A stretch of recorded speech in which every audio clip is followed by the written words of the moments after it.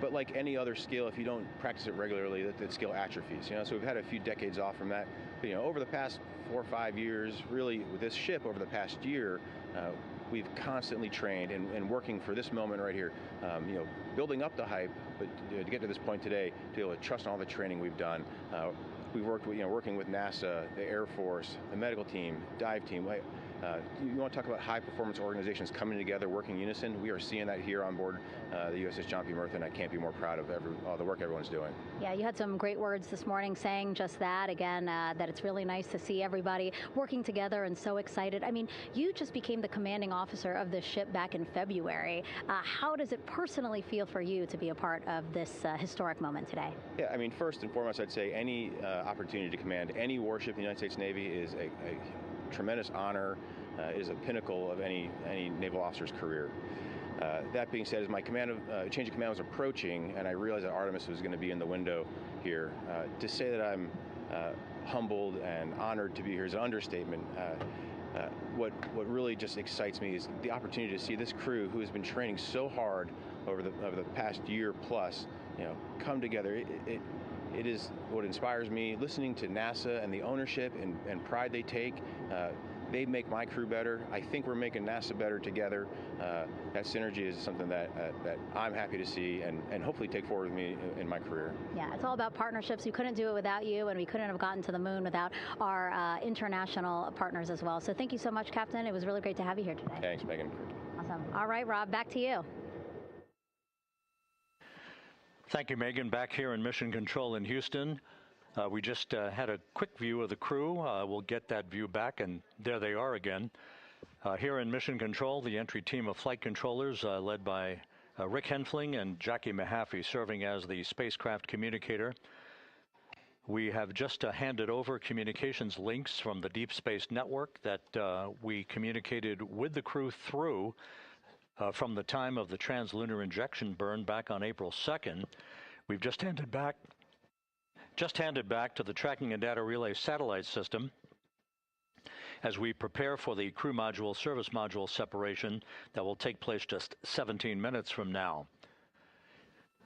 With the Earth looming in front of Integrity as it barrels back for a splashdown of the Pacific just 50 minutes from now, we're just 5,700 nautical miles from splashdown. Just one other quick note about the comparison from the Artemis 1 entry profile to the Artemis 2 entry profile and how that is serving as an extra layer of protection for Integrity's heat shield. The Artemis 1 entry had an entry range of some 3,178 nautical miles, a very long downtrack and a very longer period of exposure to heat loads than we're experiencing tonight. It also had that skip entry profile that we discussed earlier, dipping into the Earth's atmosphere, then back out, then back in. It was about 20 minutes of exposure. Integrity, Houston, comm check on TDRS. Jackie, we have it loud and clear on TDRS. We have you the same.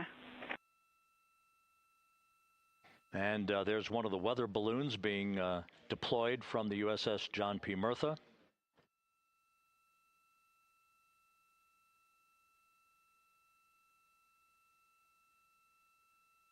So the Artemis 1 entry had the vehicle. Any update on GPS? We haven't seen a track in yet.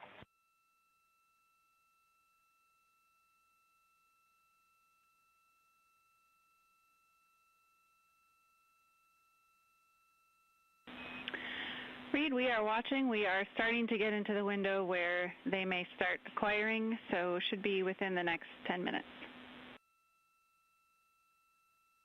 Okay, sounds good. We're holding at step 17 and getting ready for CMRCS hot fire.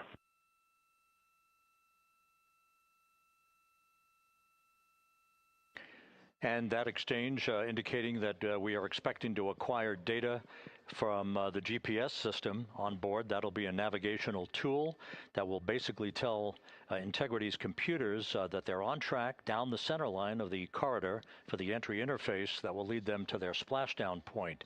Once again, the Artemis 1 entry exposed the heat shield for about 20 minutes of peak heating. For Artemis 2, we're going to reach a downtrack distance of 1,701 nautical miles from the point of entry interface with just 14 minutes of duration. And it's basically a different angle of attack, a little bit steeper angle of attack that will protect the heat shield from excessive heat loads. So that is the difference between Artemis 1 and Artemis 2, all designed into this mission to gather data, to protect the heat shield, since the Artemis 3 mission and beyond will have a different designed heat shield that will allow that skip entry type of profile to be resumed for all of the future missions coming back from the south pole of the moon when we initiate lunar landings. So we've handed over to the Tracking and Data Relay Satellite System. That's where we'll have communications for the rest of the flight. Just to give you some time hacks here, we're 13.5 minutes away from crew module, service module separation, and just 17 minutes away from the raise burn, that 19-second firing of the thrusters that will basically be the final fine-tuning of the angle of attack for Integrity as it enters the Earth's atmosphere.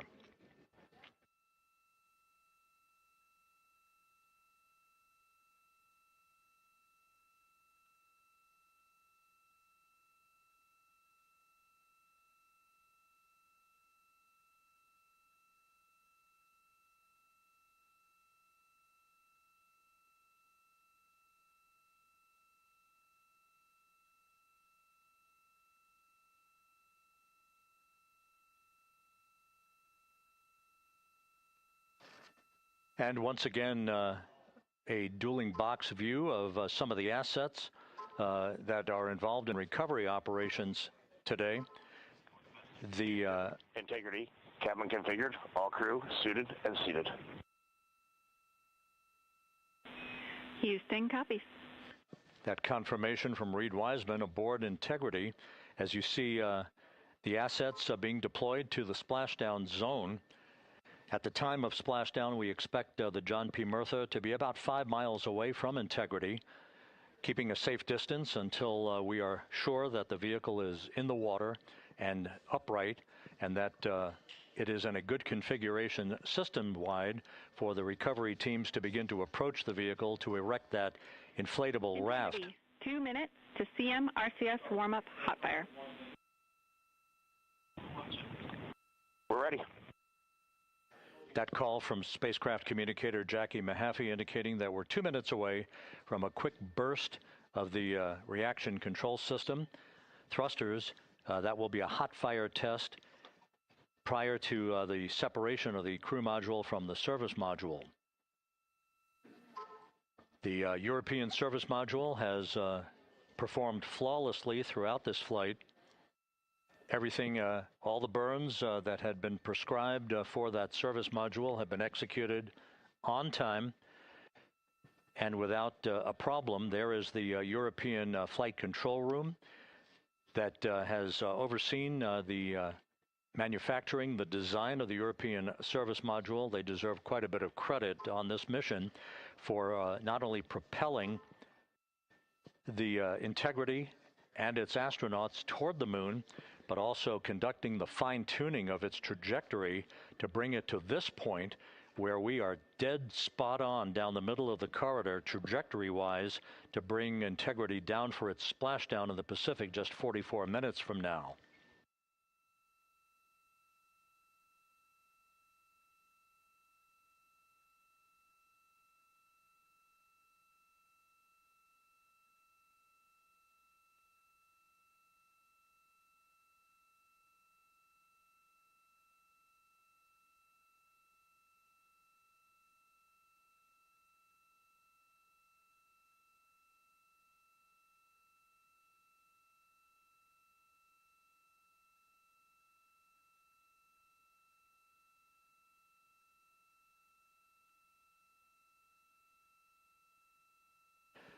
What you're looking at is a computer-generated visualization based on real-time telemetry from Integrity. Currently traveling about 16,000 miles an hour.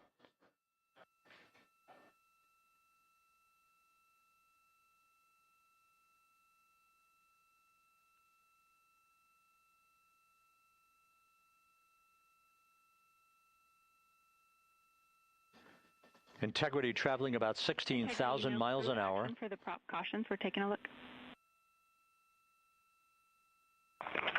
Copy that. Now just about 5,100 miles from Earth. Splashdown scheduled 43 minutes from now. We're just 9.5 minutes away from the crew module service module separation.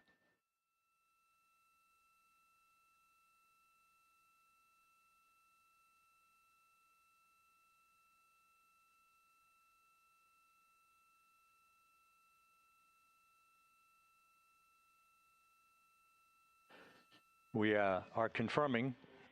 Integrity, we are assessing details, but so far looks like a good hot fire. Looks good on board, Jackie. Thank you. And Jackie Mahaffey took the words out of my mouth. I was just about to say that we had a good hot fire test of the thrusters in advance of the crew module service module separation that's coming up just 8.5 minutes from now. This will begin the period in which we will have rapid-fire succession of critical activities on board that will lead to entry interface just 28 minutes from now, where the vehicle will enter the Earth's atmosphere at an altitude of 400,000 feet. The time of entry interface, 6:53 and 30 seconds p.m. Central Time.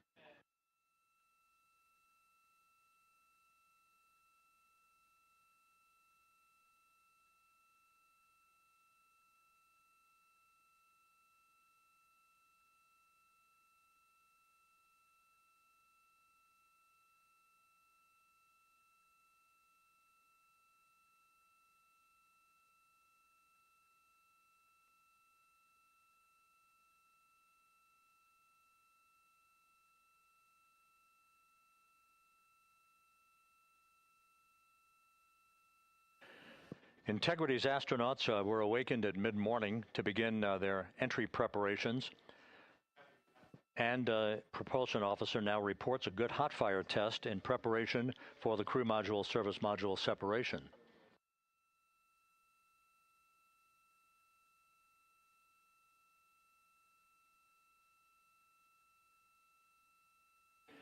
We're now inside 41 minutes until splashdown.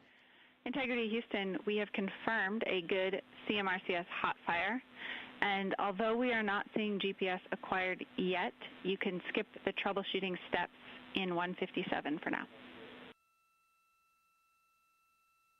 Integrity copies.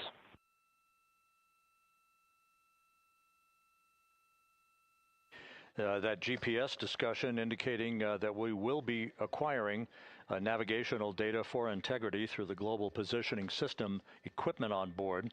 We just don't have it yet, but we will. All of Integrity's systems are in great shape to support its high-speed entry into the Earth's atmosphere. It, once again, will reach a peak speed of 24,661.21 miles an hour. Your call, GPS. We at least have GPS 1 looking good on board.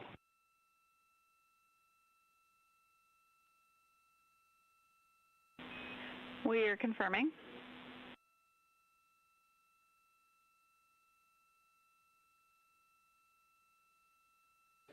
The guidance, navigation, and control officer here in Mission Control confirming that we have good lock on GPS data. We are on a communications link now through the tracking and data relay satellite system. Now, following splashdown, we're going to lose that link and go to what's called a VLDR, a very low data rate communications link, so that we can talk to the crew inside Integrity as they are on the water. Integrity, confirm we do see good GPS. We do too, especially GPS 1 is accepting in nav channels 1 and 3. That GPS data is basically telling Integrity's onboard computers its position relative to the Earth, but its trajectory and its orientation according to flight dynamics and the guidance, navigation, and control officer is spot on. We have now armed the pyros for the crew module service module separation coming up less than 5 minutes from now.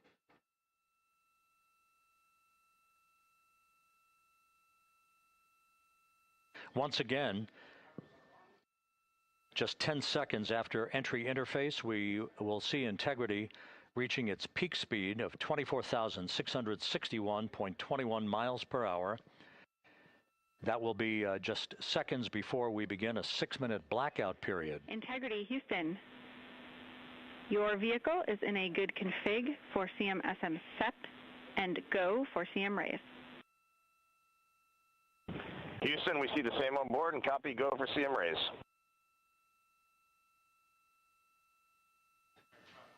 That CM raise referred to as the slight firing of 19 seconds by Integrity's thrusters with a change in velocity of 9.9 feet per second, a slight nudge of the aft end of the vehicle so that it's tilted a bit upward, providing the final angle of attack as the vehicle enters the Earth's atmosphere. This being the mitigating factor that will reduce heat loads on the heat shield as we reach a point downrange from the start of entry interface, some 1,701 nautical miles to the splashdown site.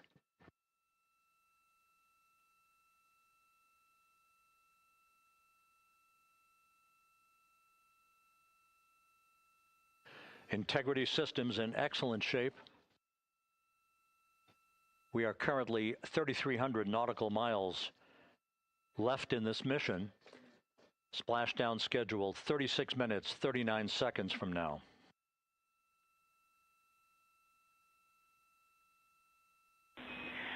Integrity, Houston. For the 2 enabled prop cautions, what happened is while the thrusters were firing, multiple pressure sensors on each of the strings diverged a bit from each other. Those limits look to be set pretty tight. We think it could happen again when the thrusters fire in the future, so we are going to suppress those messages. We concur with suppress, not inhibit. Thank you. That exchange between Jackie Mahaffey, our Capcom for tonight, and Reed Wiseman aboard Integrity, indicating basically to ignore sensor data. All of Integrity's systems are in good shape.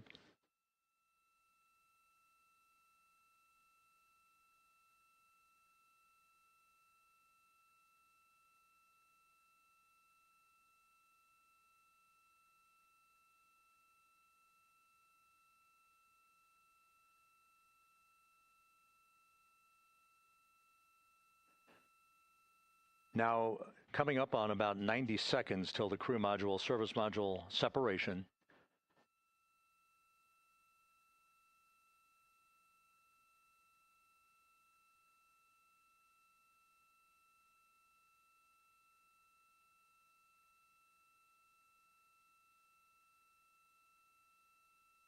All quiet here in Mission Control as we enter the most critical phase of the completion of this flight.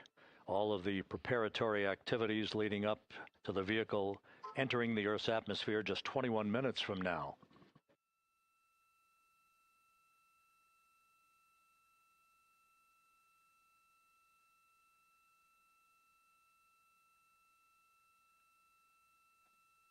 Coming up on 1 minute. Mark, 1 minute till crew module, service module separation.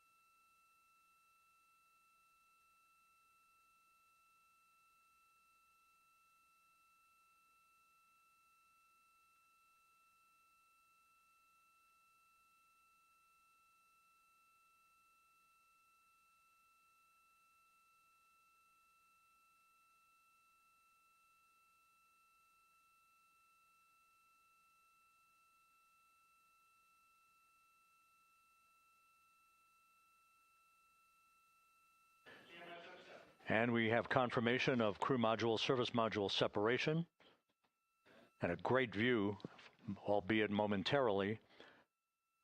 Houston, good step on board. Houston copies and concurs. The European service module now separated from Integrity, a job well done. Integrity, no action for the 4 CDH cautions. Those are SM related, not applicable. Integrity.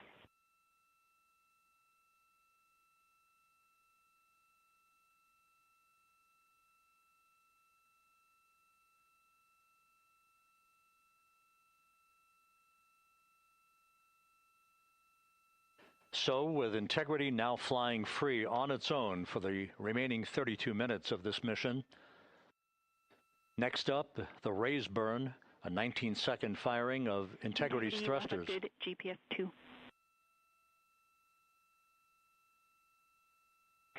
Integrity copies, good GPS 2. Coming up on the 2-minute mark until the raise burn. Again, this is the final tweaking of the orientation of Integrity to put it in the right angle, if you will, the angle of attack that it will fly in during its entrance into the Earth's atmosphere. Entry interface now just 18 minutes, 25 seconds away. This is a visualization, but driven by real-time telemetry. This is the maneuvering of Integrity to the raise burn orientation. Just 2,800 miles from Earth.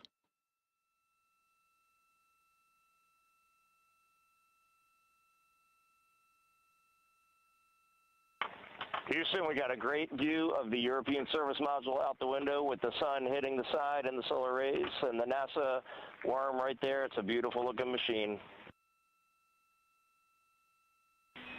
Roger.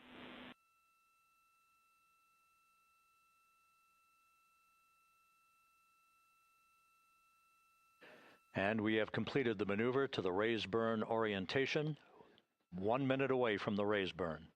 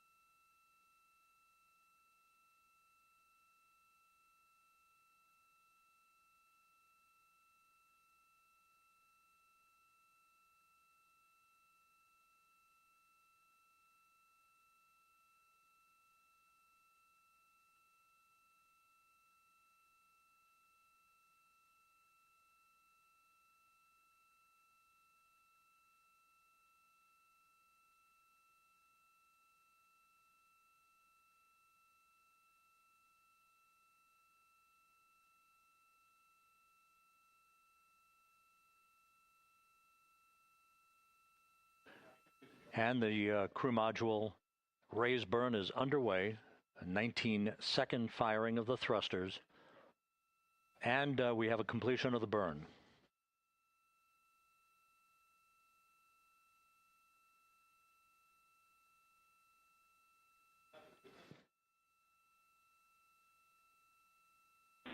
Integrity, good. CM raise burn. Your flight path angle is within limits.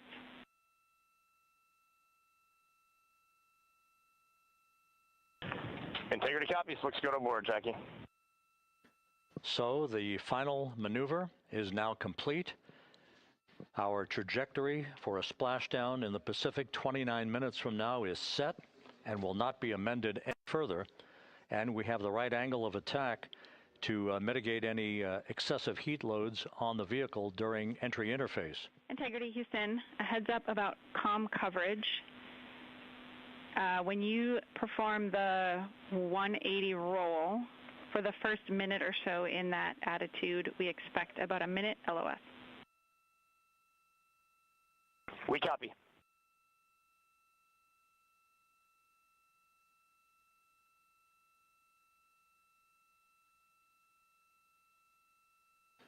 So for those who are watching, The series of events coming up, we will enter the first traces of Earth's atmosphere 14 minutes, 45 seconds from now.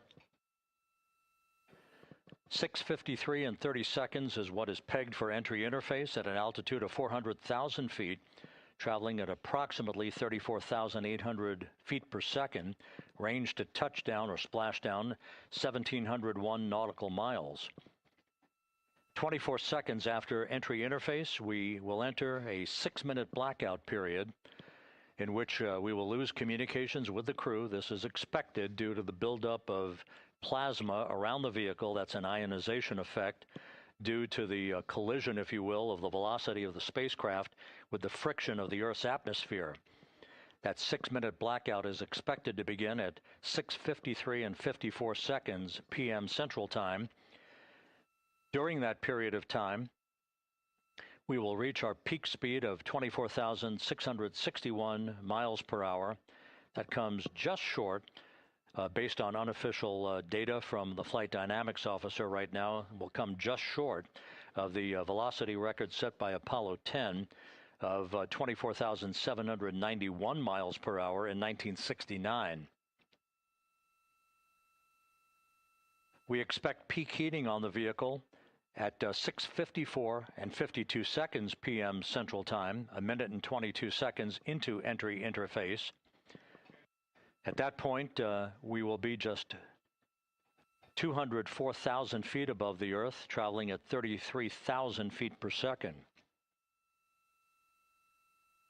The blackout period is expected to last 6 minutes. We expect that blackout period to end at 6:59 and 55 seconds p.m. Central Time. From the end of the blackout period until splashdown, it is just 7 minutes, at which point we'll start deploying the series of parachutes to slow integrity down to an ultimate splashdown velocity of just 19 miles an hour. We see the same, waiting for the 180 rolls.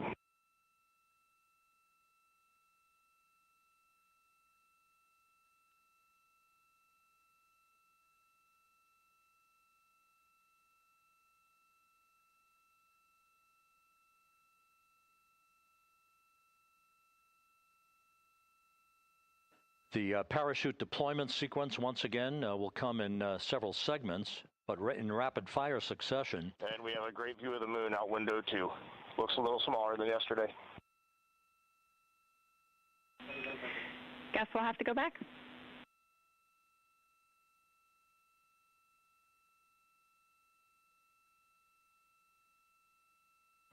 Reed Wiseman and Jackie Mahaffey exchanging discussion on a view of the moon that Integrity's astronauts are seeing in the final minutes of this mission that will be completed with splashdown just 25 minutes from now. 3 forward bay cover parachutes will be used to pull the forward bay cover off the top of the vehicle. Then 2 drogue parachutes will be deployed to slow and stabilize the crew module during its descent, followed by 3 pilot parachutes that will lift and deploy the main parachutes from the forward bay. The final sequence will have 3 main parachutes deployed. These will be 116 feet in diameter, each main parachute approximately 265 feet long when reefed. The parachutes will ultimately slow Integrity down from its peak speed of almost 33 times the speed of sound to a gentle 19 miles an hour at splashdown.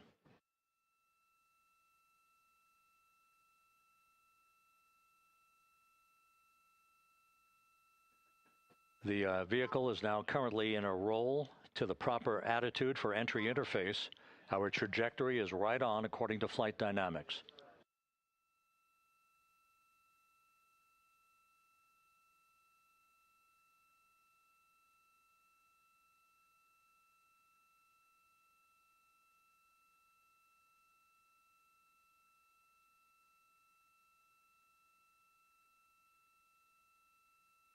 Integrity is on a trajectory from southwest and northeast across the Pacific Ocean, descending at a rate of 15,000 feet per second.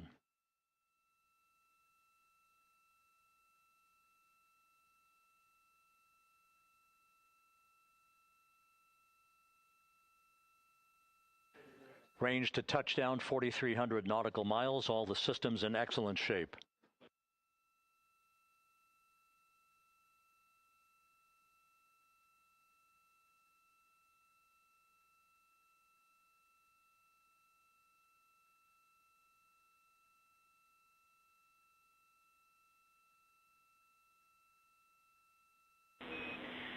Integrity, Orion in the EI roll 180 attitude. Looks good on board, Jackie.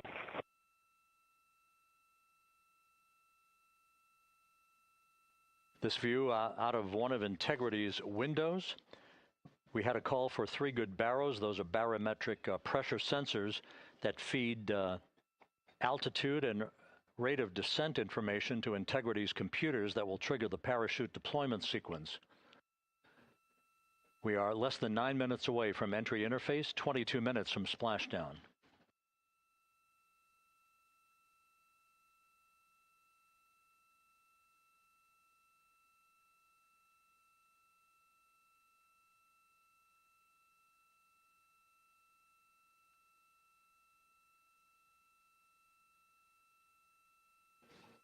You can see the reflection of one of the crew members in the window.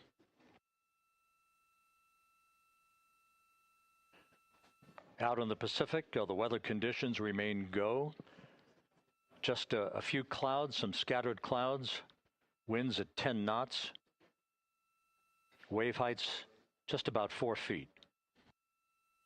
A gentle day in the Pacific for the homecoming of Integrity's astronauts.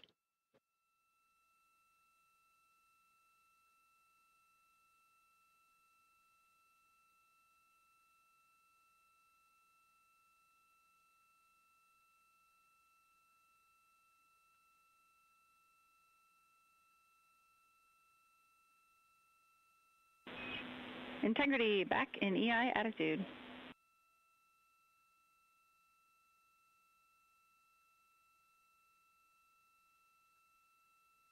We see the same on board, Jackie.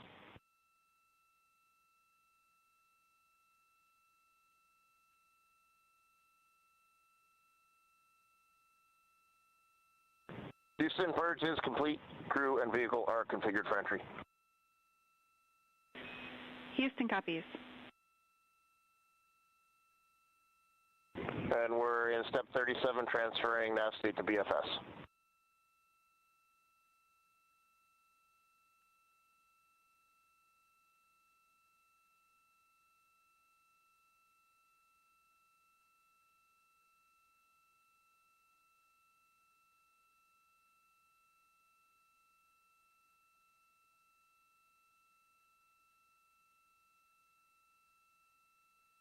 And Houston, in instruction 509, we are not below 0.2.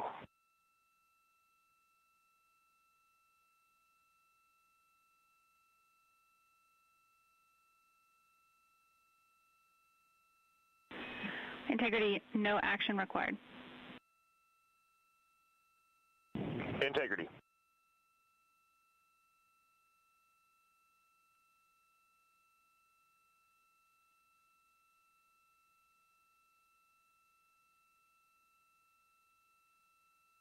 Now 6 minutes away from entry interface. We will hit the first traces of Earth's atmosphere at an altitude of 400,000 feet, traveling about 34,882 feet per second. Range to splashdown at that point will be 1,701 nautical miles.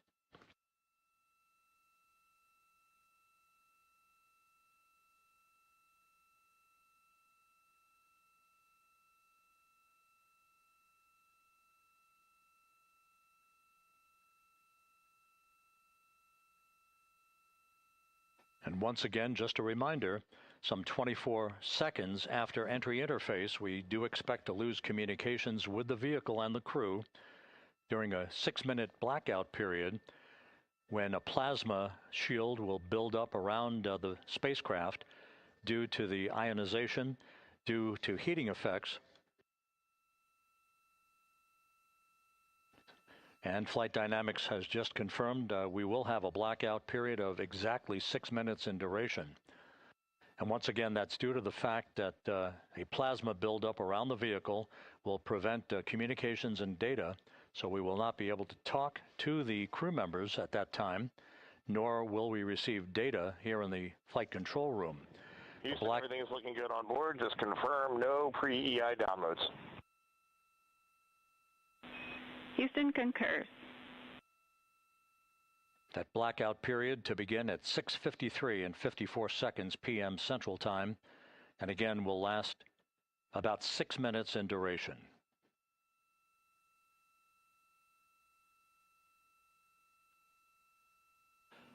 We're 4 minutes away from entry interface.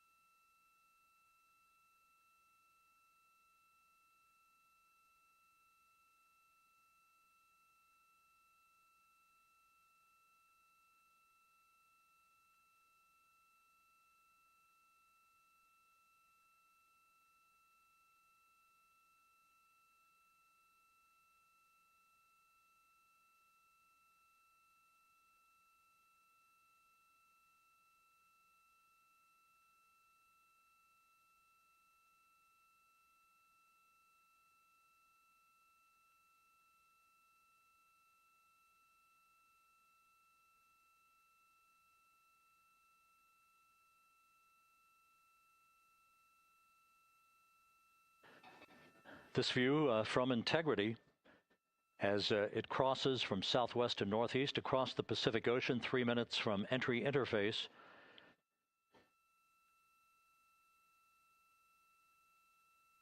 "16.5 minutes till splashdown."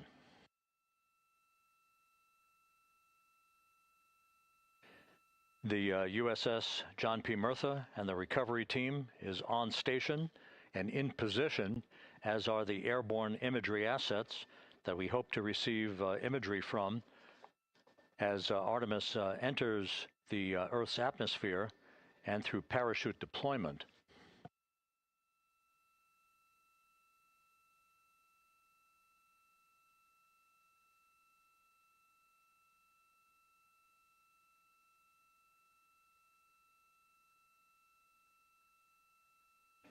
All of Integrity's systems are in great shape. The crew is ready to complete its mission just 15.5 minutes from now. All of the activities today have gone off in perfect fashion. No issues with the vehicle, no issues with the crew. And the weather at the splashdown site is go.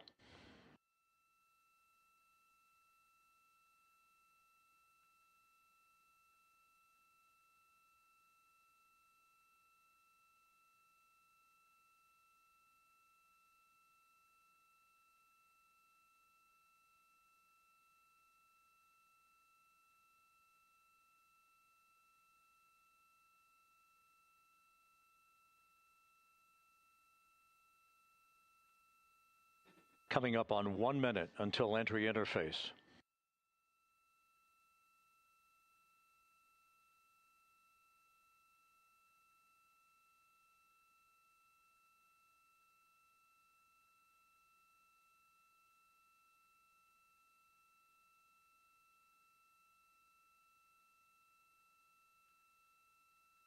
Mark 1 minute until entry interface. 1 minute, 20 seconds until the expected start of our 6-minute blackout. Integrity, 1 minute to a 6-minute blackout. Integrity.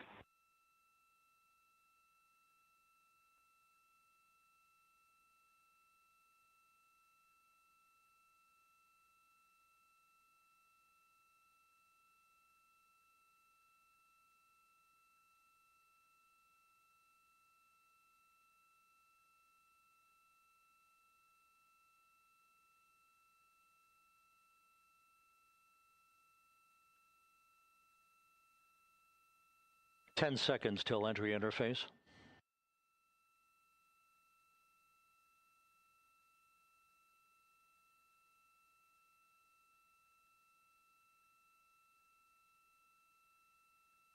And we have crossed the threshold, now entering the Earth's atmosphere. We're at 400,000 feet, traveling 34,800 feet per second.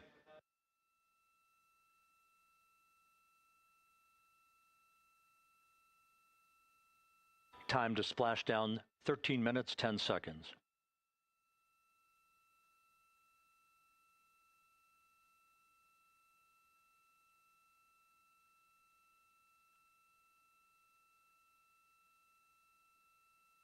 And as predicted, we've entered our communications blackout. This will be a 6-minute blackout period. No voice, no data from the crew.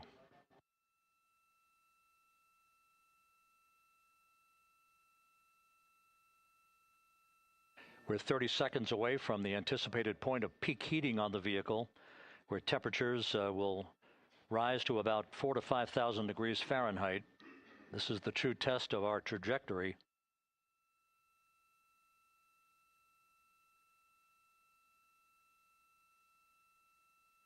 And from the G5 aircraft in the vicinity of the splashdown zone, this view of integrity. So that pinpoint of light shows the vehicle as it enters the period of peak heating in the Earth's atmosphere, the first tug of gravity being felt by Integrity's astronauts since their launch back on April 1st.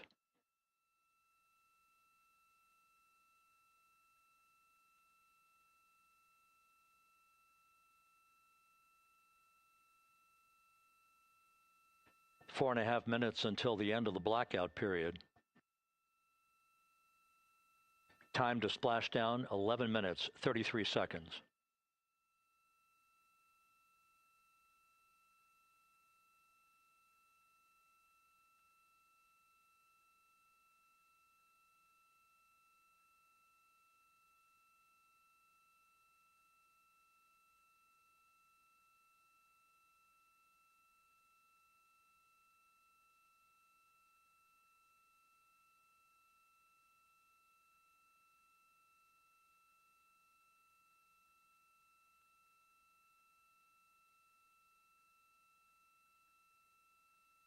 The landing and support officer reports that the P3 has acquisition on Integrity.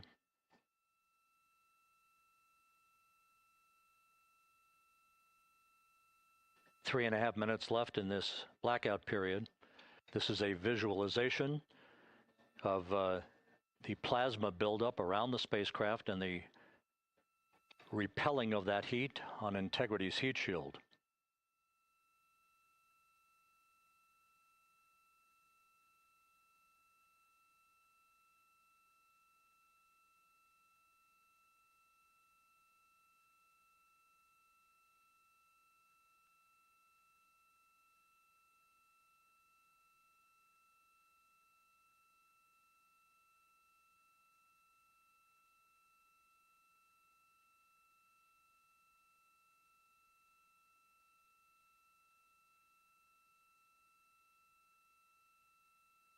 Flight Dynamics reports that airborne assets in the vicinity of the splashdown zone do have a visual on Integrity. Still 2 minutes and 40 seconds left in our blackout period. Time to splashdown, 9 minutes, 35 seconds.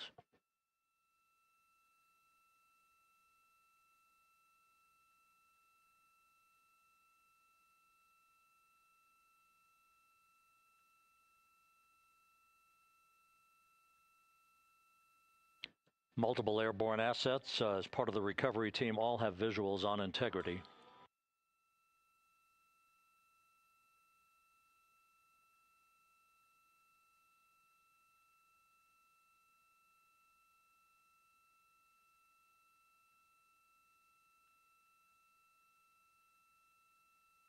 And the WB-57 flying in the splashdown zone also has a visual.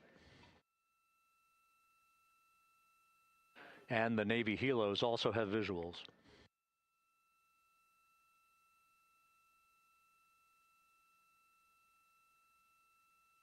We're still in the blackout period. Still do not have communications from the crew.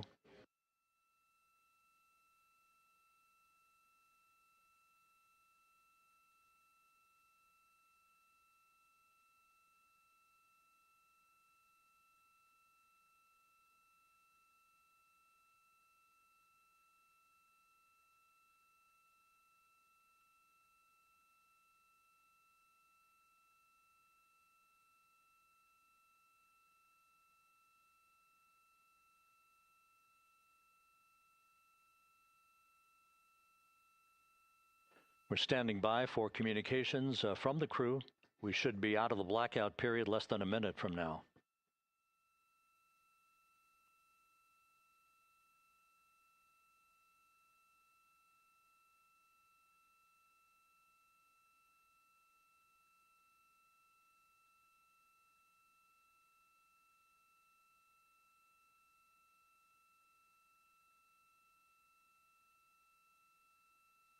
We are now processing data from integrity.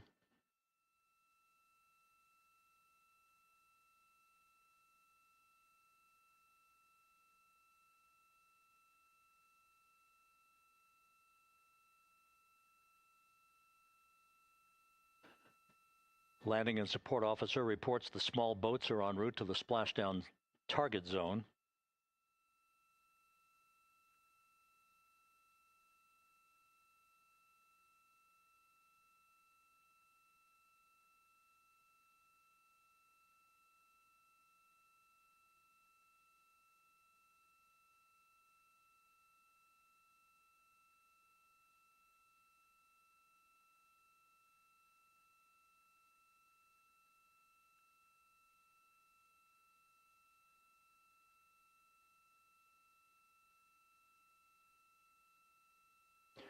Passing through 150,000 feet, our trajectory is perfect.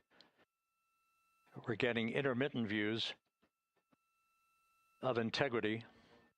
Still waiting to establish voice communication.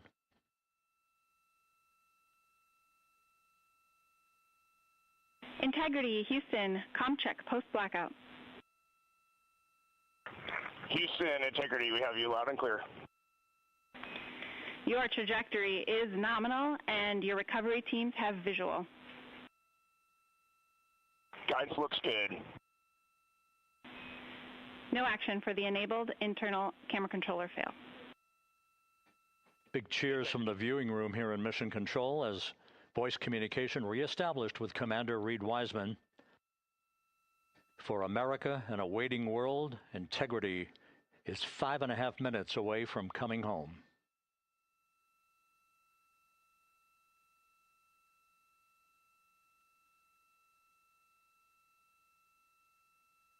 Passing 100,000 feet now. Range to splashdown 19 nautical miles.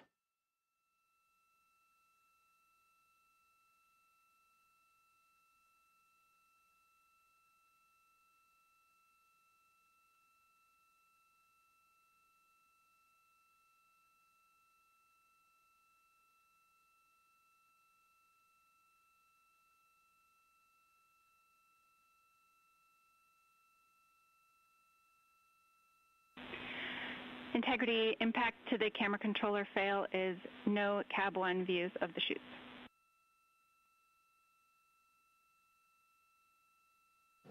Integrity. We're processing good data through the GPS system.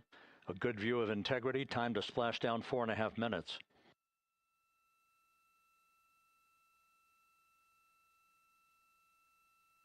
And a view of Integrity from the WB-57. We're at 50,000 feet.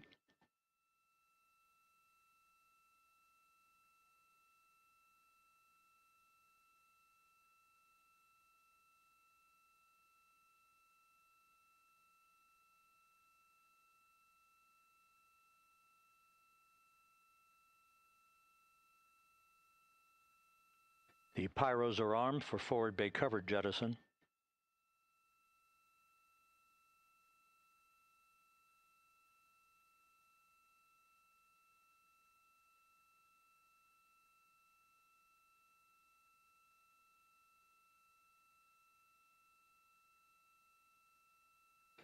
And there go the first series of parachutes. And we're on drogues. And Houston, we're visual 2 drogues out the window. 2 good drogue chutes. Next up. We copy, we see them. Next up, the deployment of pilot parachutes that will pull the main chutes out. Time to splash down 3 minutes and 10 seconds.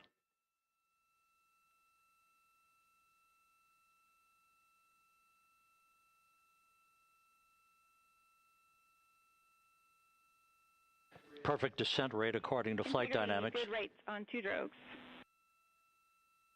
We see the same on board.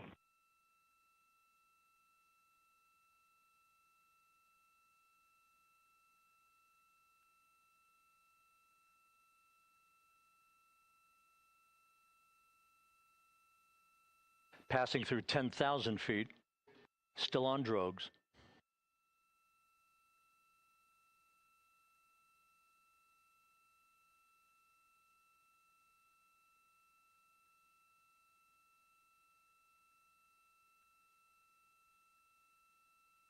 Main chute deploy. We're at 5,000 feet.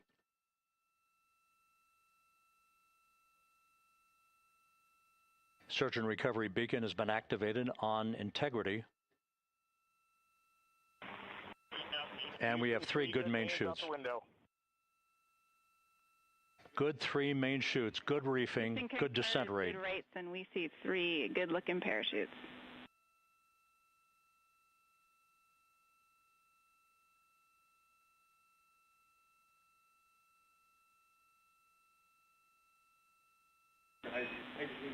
Integrity. Cabin pressure indicates no need for hydrazine checks. Integrity copies. This is a perfect descent for integrity. Its crew sounding hale and hearty on board. Time to splash down 1 minute, 15 seconds.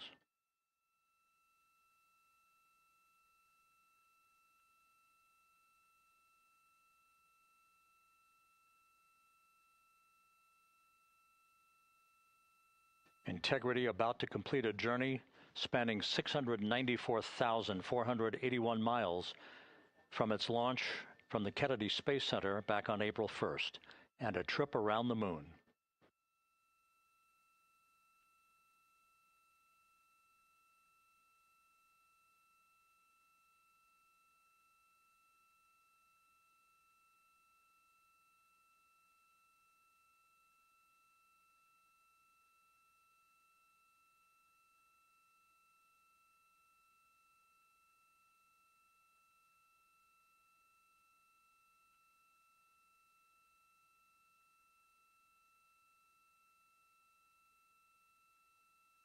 Passing through 1,000 feet.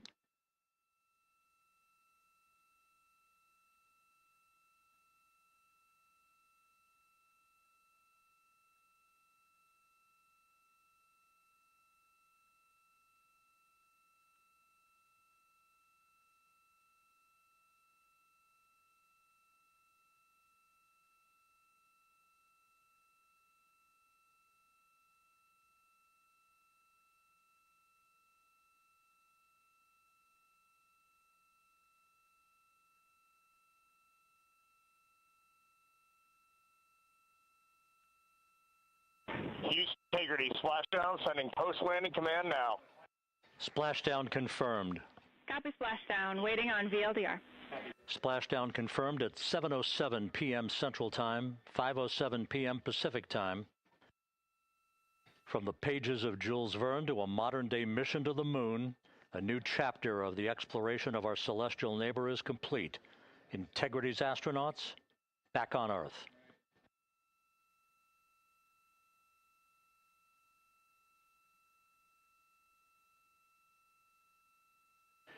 And the landing and support officer reports the vehicle is stable 1. We still will be deploying the crew module uprighting system to maintain that orientation. A perfect bullseye splashdown for Integrity and its 4 astronauts.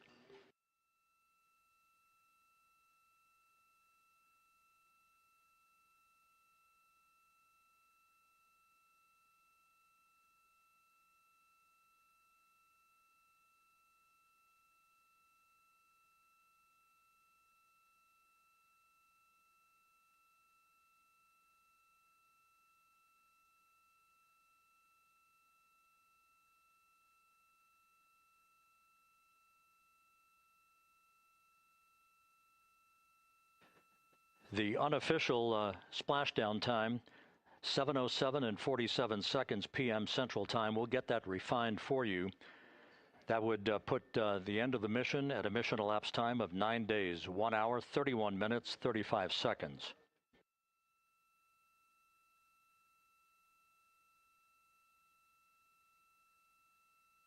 And we're configuring for very low data rate.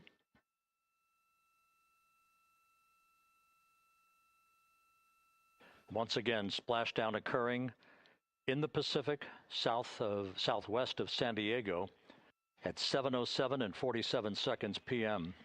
Integrity Houston, comm check on VLDR.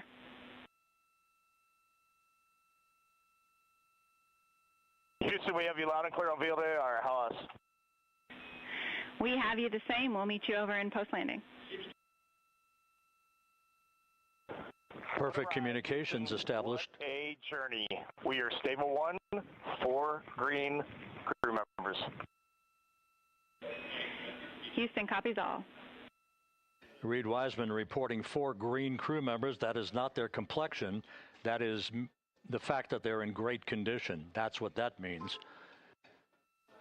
So stable 1, upright. The crew module uprighting system is being deployed. The 5 airbags being inflated through helium to maintain the upright configuration for the vehicle. This was a textbook entry and a textbook touchdown for Integrity. Reed Wiseman, Victor Glover, Christina Cook, and Jeremy Hansen back on Earth after a journey around the moon.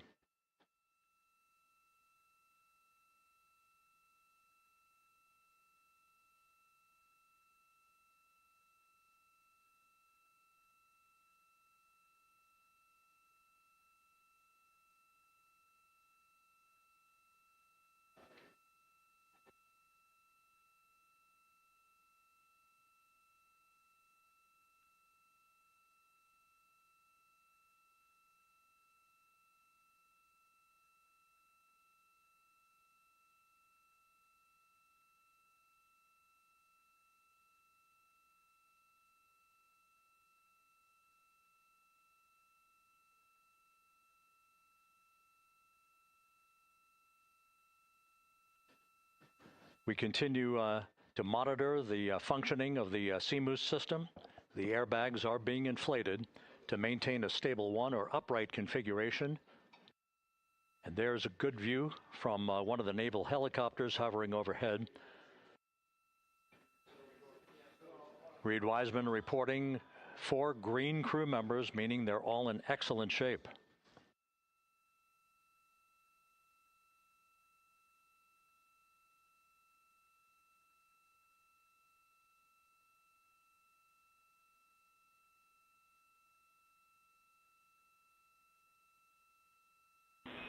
Integrity Houston for SAR beacon and radio.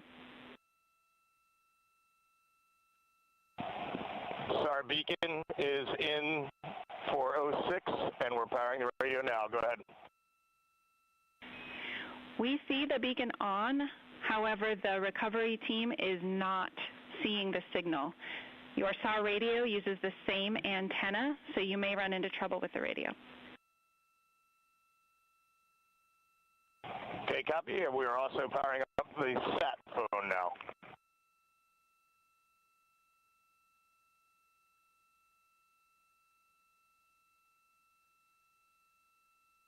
So Integrity is in great shape, and as the crew continues its post-splashdown timelined activities on board, Reed Wiseman once again reporting that all 4 crew members are in excellent shape.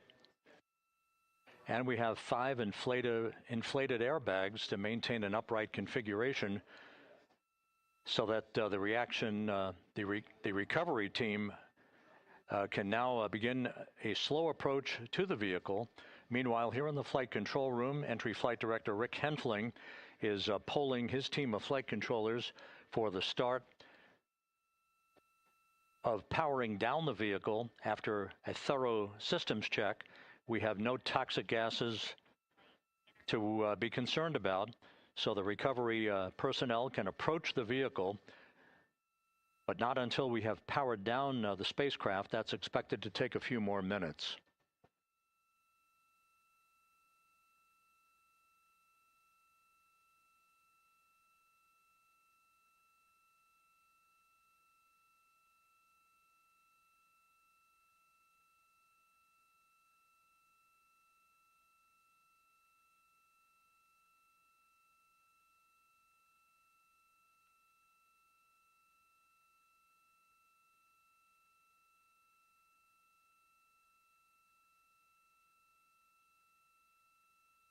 Integrity back on Earth following its historic flyby of the moon. It was, for all intents and purposes, a textbook mission. On 2828, but I'll remain on this frequency. We copy.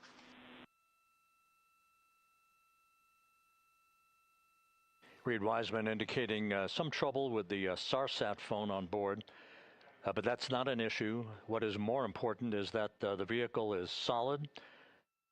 No issues as we begin the power down of the vehicle to begin the recovery process.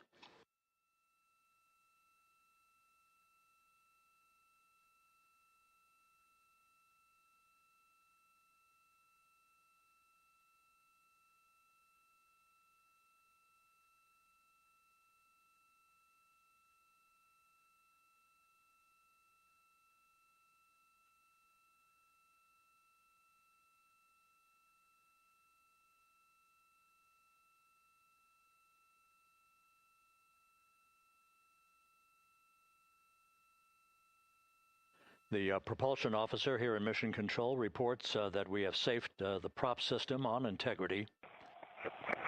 Can you say again, that was very weak and broken?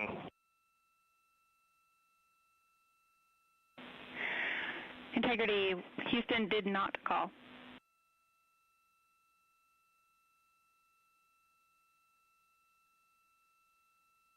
Copy that, Houston. It might have been on the SAR radio. Stand by.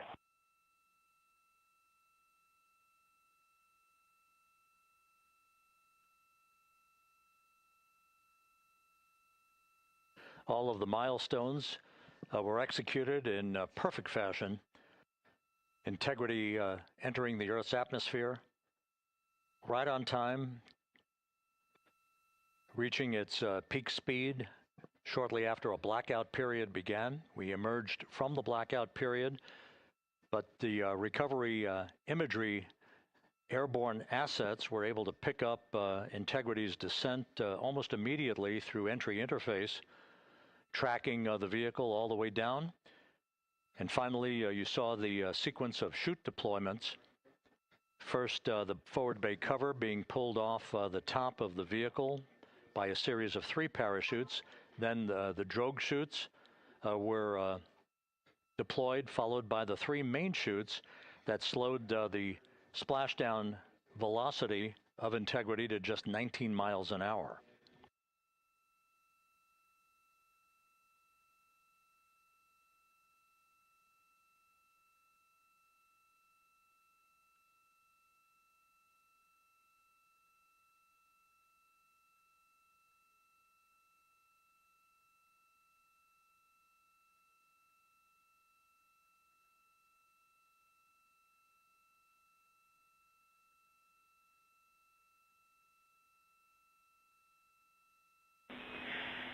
Integrity, Houston, with no joy on SAR and SAT phone, we'd like you to command an additional 15 minutes for a total of 30-minute power down delay.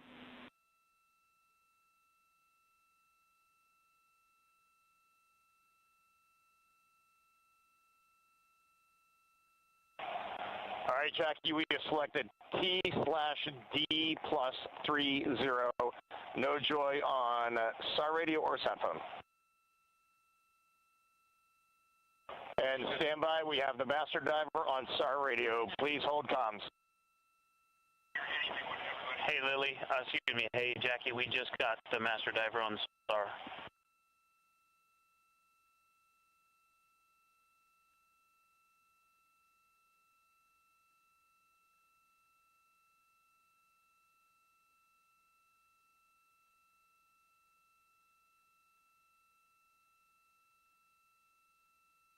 A good view of one of the fast boats. Integrity, Houston, if you are happy with your comm with master diver, you can go back to the 15-minute power down. Okay, stand by. Yeah, we'll confirm here in a second. The crew on board Integrity coordinating with the flight control team in Houston here in Mission Control on the timing of the power down of the vehicle, which will be the precursor to the recovery teams approaching the spacecraft. There are no issues with integrity. We've had a bit of broken capability in establishing a SARSAT or satellite phone communications capability between the crew on board Integrity and the recovery team. That will get sorted out here shortly. There's plenty of cooling on board Integrity, so there's no rush to begin the power down. To call you on the sat phone and not getting an answer there either. Concur. We haven't had anything come through.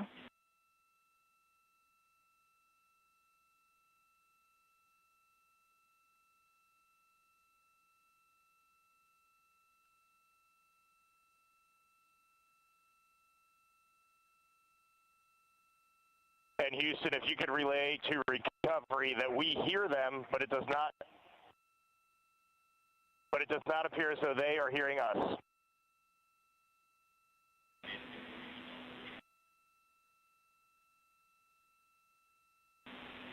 Houston copies, and Reed, just to confirm, you are pushing the PTT on the radio.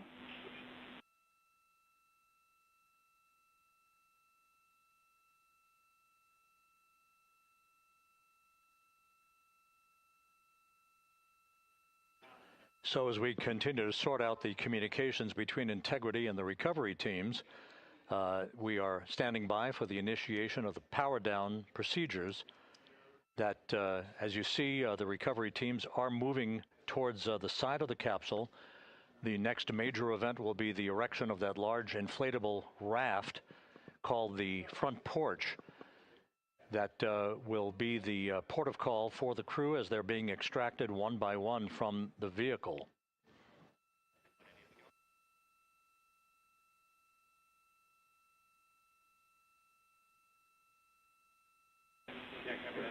Integrity, Houston, for sat phone, we are going to attempt to call you.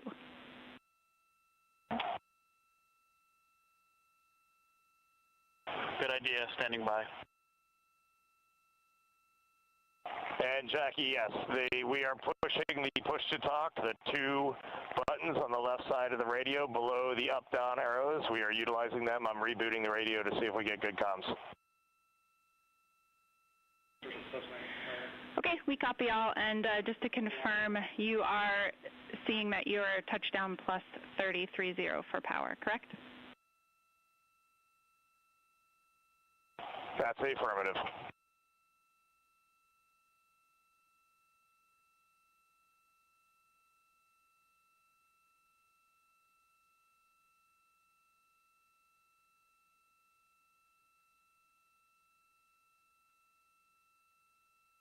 We are trying a backdoor approach to have Mission Control here call the crew on their satellite phone. This is all part of the coordination for the power down of the vehicle that will initiate the actual recovery operation. The first boats with the Navy divers on board are standing by, waiting to close in on Integrity to begin the process of erecting the large inflatable raft that's called the front porch that will be where the astronauts are extracted from so that they can have a few minutes to get their land legs back before they're hoisted aboard the Navy helicopters for the flight back to the deck of the USS John P. Murtha. Cannot reply.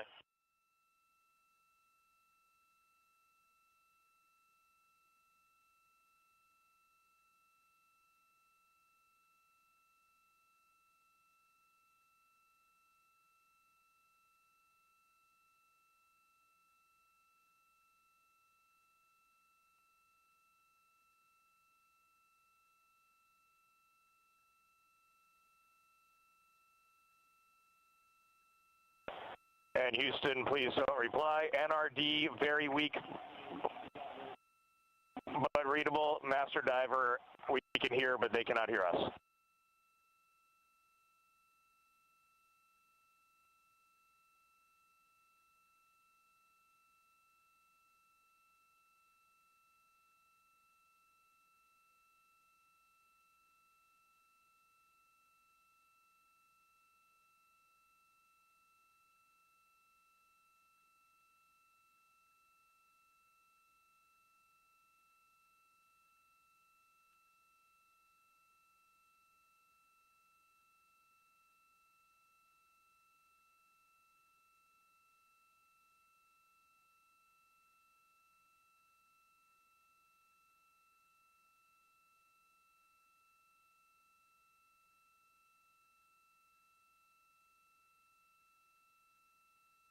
And Houston on OE1, is there any chance to tie us into NRD?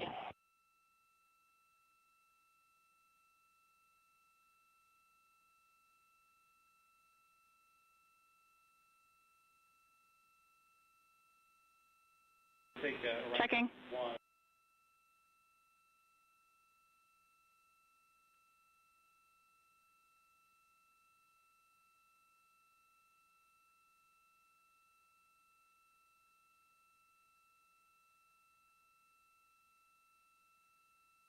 This is Mission Control, Houston. While we stand by for the establishment of communications between Integrity and the recovery team that is basically standing by very close to the spacecraft, we're going to go to the deck of the USS John P. Murtha, where Megan Cruz is standing by with Administrator Jared Isaacman.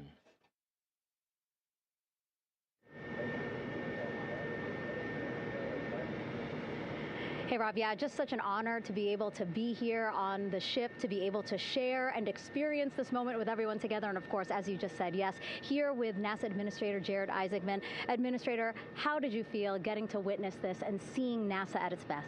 Oh, I mean, I'm honestly, I'm still at a loss for words. I mean, you know, like the childhood Jared right now can't believe what I just saw. I mean, almost been waiting my whole lifetime to see this, and then it's NASA Administrator. I just couldn't be more proud of the entire workforce, the years, the effort, the late nights, all the hard work from across the country that contributed to this incredible moment right now.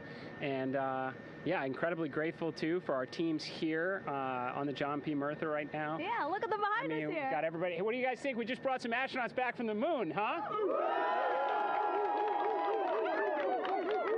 Unbelievable. Thank you. Yeah, so grateful to the Navy, the sailors that are here, the NASA teams. I mean, this is a joint effort that's on their way right now. These recovery forces are getting out to our Orion spacecraft, to Integrity, get our astronauts back on the ship safely. Yeah, and this is not just an accomplishment for NASA. This is an accomplishment for humanity. Again, a historic mission to the moon and back. How does this make you feel, and what do you hope people take away from this? Well, I'll tell you, you know, I think about the crew members that we've all had an opportunity to observe over the last 10 days, right? I mean, they're absolutely professional astronauts. I mean, wonderful communicators, almost poets. But then I think these were the ambassadors from humanity to the stars that we sent out there right now. And I can't imagine a better crew than the Artemis II crew that just completed a perfect mission right now. So yes, it's a huge moment for everybody, right? I mean, we are back in the business of sending astronauts to the moon, bringing them back safely, and to set up for a series more. I mean, this is not a once in a lifetime, which you hear sometimes around here. It's like, this was a once in a lifetime. No, it's not. This is just the beginning. We are going to get back into doing this with frequency, sending missions to the moon until we land on it in 2028 and start building our base. Yeah, are we going to build on the momentum for Artemis 3? I mean, it's just around the corner. Absolutely. So, I mean, that's, you know, part of me too. Like, I can't wait to get the crew off of Integrity right now, but also getting Integrity back on this ship so we can start taking a look at it, because all that data is so precious to us right now. I mean, we are going to definitely want to take a good look at the thermal protection system. We're going to want to download all the data they couldn't transmit back to us and use that to inform Artemis 3. But we're already making progress, right? You had SRB segments already showing up at KSC. Core stage for Artemis 3 is rolling out on April 20th. We're getting Mobile Launcher 1 back in vehicle assembly building. So yes, there is a lot to celebrate right now on a mission well accomplished for Artemis 2, and at the same time, we got to start getting ready for 3. Amazing. And last question, you know, for people who joined us for all 10 days to see what we can accomplish together with our international partners, what do you think about the fact that we're going to keep doing this more and more and more? It's incredibly exciting. I mean, yes, it's the contributions, like the best and brightest across the NASA workforce from across the country, our industry partners, our international partners. We had a Canadian Space Agency astronaut on board in Jeremy. We had the European Service Module. And you think, in the days leading up to this launch, I mean, 48 hours prior to launching Artemis 2, I was meeting with the Italian Space Agency. We signed a memorandum of understanding to build a habitation module on the moon. I mean, you have countries, all of our allies customers and partners coming together saying, we are committed to this effort, we are returning to the moon, we're doing it to stay, we are building that enduring presence, we are going to master the skills on the surface of the moon so someday we can undertake missions to Mars. It's just an incredibly exciting time, and we're not going at it alone. We're bringing everybody along with us. Absolutely. And speaking of everyone, one more time, we're going to ask the crew here, you guys ready to land on the moon? Awesome. I love that. Okay, well, thank you so much, Administrator. Appreciate you being here. We're, of course, going to stay on to watch the crew get extracted from Orion, so stay tuned, and we'll see you back here shortly.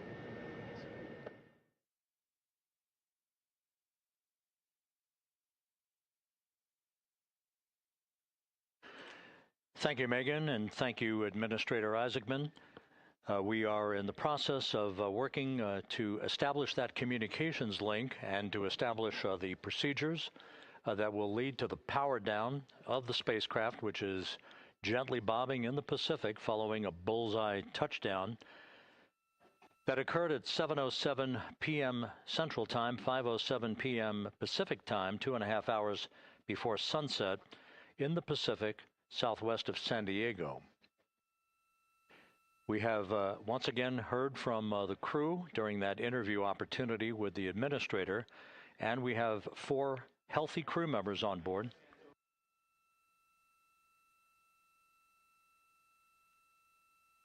We now have confirmation that the vehicle has been powered down as per the procedures. So we have vehicle powered down, and the flight control team here in Houston, Flight Director Rick Henfling, has handed over mission authority to the Exploration Ground Systems team out in the Pacific. Now, we will physically not get off console with this team until the crew has been extracted into the front porch, that inflatable raft that will be erected along the side hatch of Integrity. So we're standing by for that in the next step in the recovery procedures. But everything is in great shape, and we have 4 healthy crew members on board the vehicle.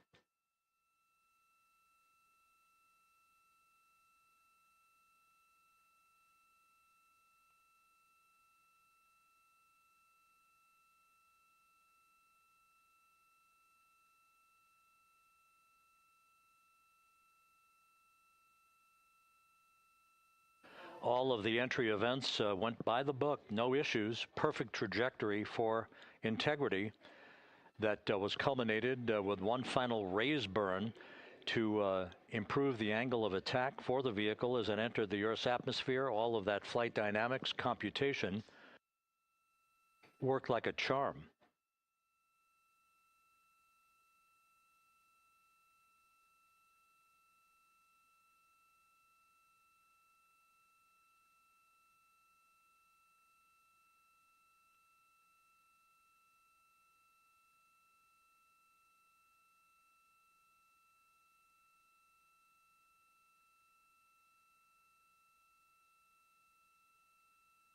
So we are standing by for the recovery team to approach Integrity and begin the process of erecting that inflatable raft called the front porch, which will see the crew members be extracted from the hatch of Orion into that inflatable raft before they're hoisted aboard 2 Navy helicopters in a variety of different configurations. Each crew member will be hoisted in sequential fashion, in alternating fashion, 2 crew members for each helicopter before they turn around to head back to the John P. Murtha. Once on the deck of the ship, they'll be brought into medical bay for comprehensive medical exams. But Reed Wiseman has reported several times that the crew is in excellent shape.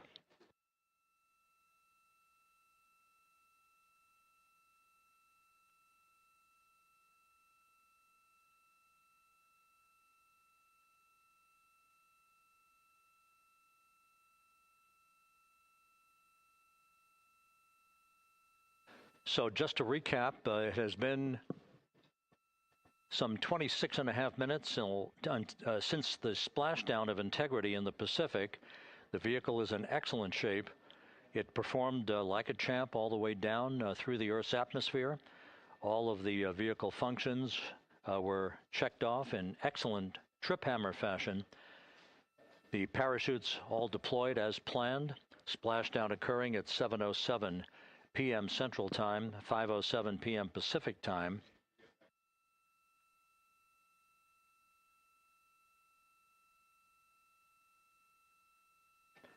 And after a bit of a tussle to try to establish a communications link with the recovery team, we were finally able to run through the procedures for the powering down of the vehicle. We've handed over mission authority to the Exploration Ground Systems folks out in the Pacific, and the recovery team will be approaching the vehicle shortly to erect the inflatable raft called the front porch before opening the hatch to Integrity to bring the crew members onto that raft before they're hoisted onto two Navy helicopters, two crew members for each helicopter, before they're flown back to the deck of the USS John P. Murtha.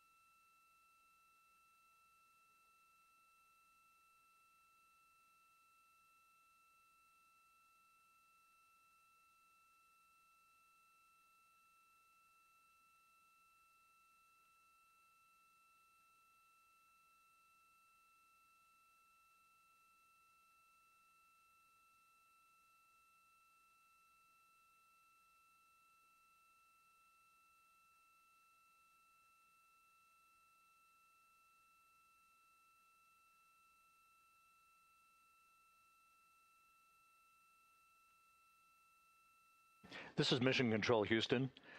After talking to the flight dynamics folks, we have a bit of a refinement on the splashdown time for you. Their computation shows a splashdown time of 7:07 and 27 seconds p.m. Central Time, 7:07 and 27 seconds p.m. Central Time.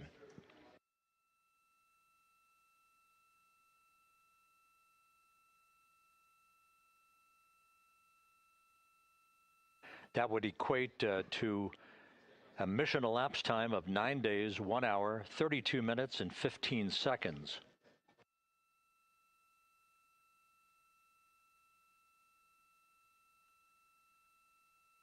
Once again, from Flight Dynamics, a splashdown time of 7:07 and 27 seconds p.m. Central Time.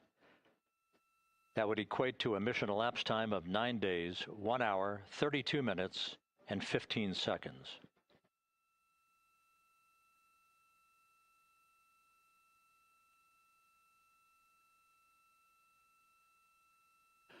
Reports from the Pacific indicate that the recovery team in communications with the crew aboard Integrity, that the crew remains in excellent shape as they await the approach of the team for a final hazard gas evaluation before they move to the side of the vehicle to erect the inflatable life raft called the front porch.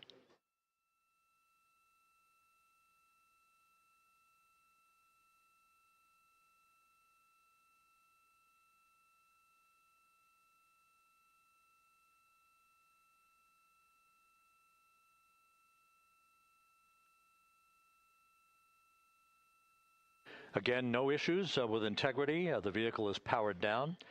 All of its systems are now safed. We have handed over mission authority to the Exploration Ground Systems folks in the Pacific, but we will not stand down and have the entry flight control team depart its positions until that inflatable raft, the front porch, is erected, the hatch open, and the crew having exited the vehicle. So that's the next step in the recovery process that will lead to the hoisting of the crew members. For 2 crew members for each helicopter, they'll be hoisted to a pair of Navy helicopters that will then fly a short distance back to the USS John P. Murtha. What you're looking at is one of the fast boats circling the vehicle to make a hazard assessment.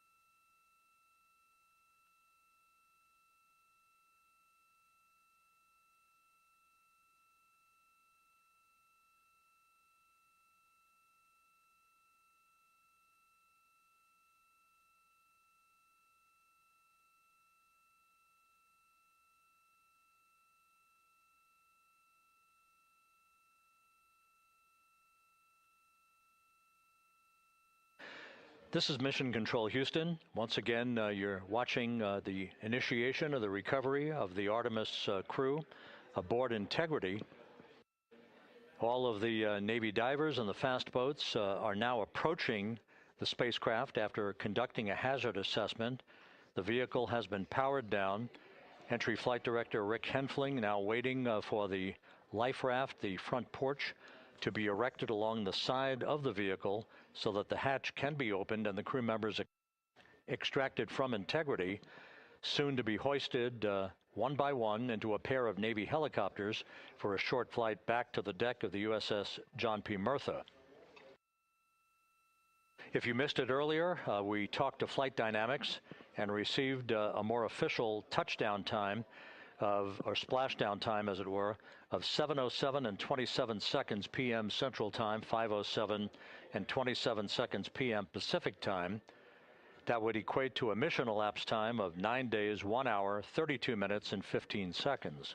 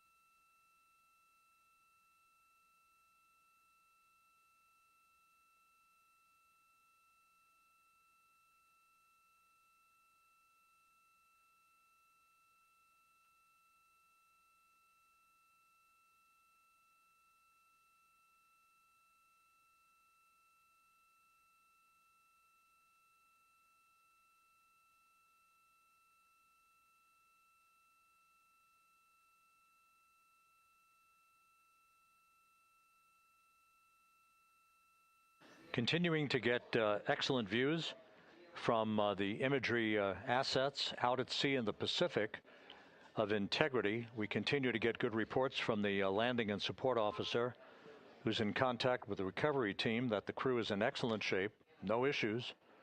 They're just currently biding their time, waiting for the front porch to be erected. We have no hazardous hazard gases and no hazardous situation with the vehicle. It performed perfectly all the way down from entry interface to its splashdown in the Pacific at 7:07 and 27 seconds p.m. Central Time.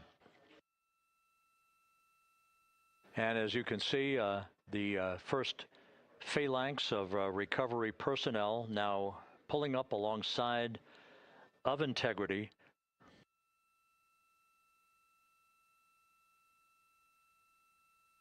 This includes Navy divers, a Navy flight surgeon, and other recovery personnel who have trained for several years for this recovery process.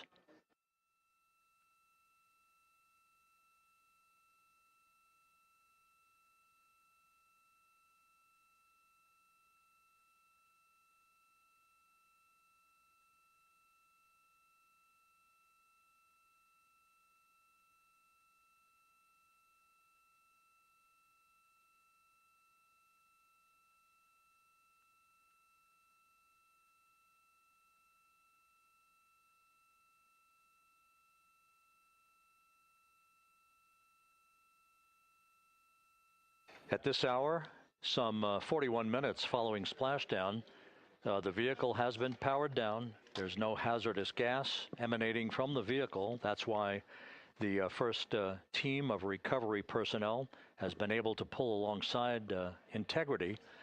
And the reports continue to come in that the 4 astronauts are in excellent shape.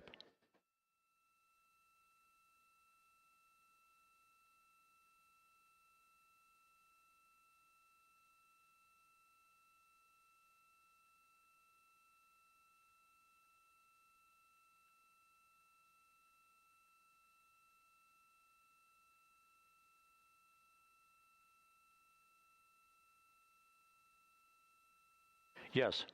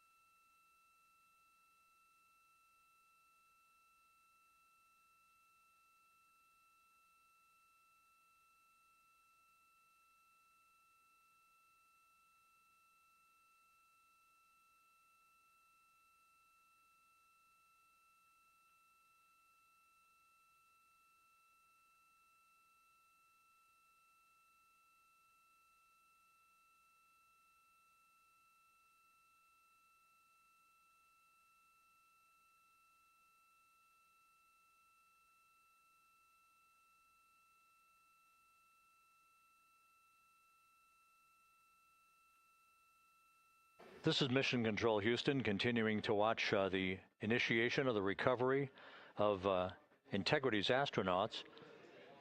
One by one, they'll be brought out of the spacecraft onto a large inflatable raft just a short time from now. In the meantime, we can go back to the USS John P. Murtha, where my colleague Megan Cruz is standing by to provide her situation report. Megan, can you hear us?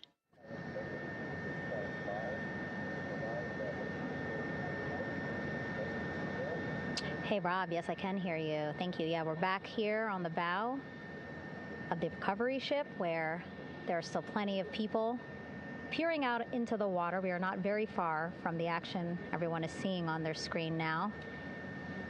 The Orion spacecraft, Integrity, in the ocean, surrounded by a number of recovery boats.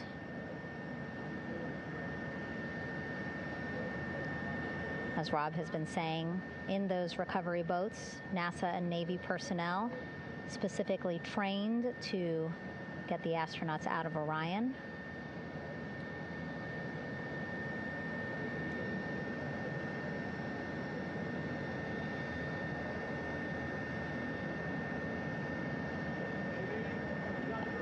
In some of our wide shots, you can probably see that there are 6 boats out in the water. More than 40 people out in the water right now on those boats.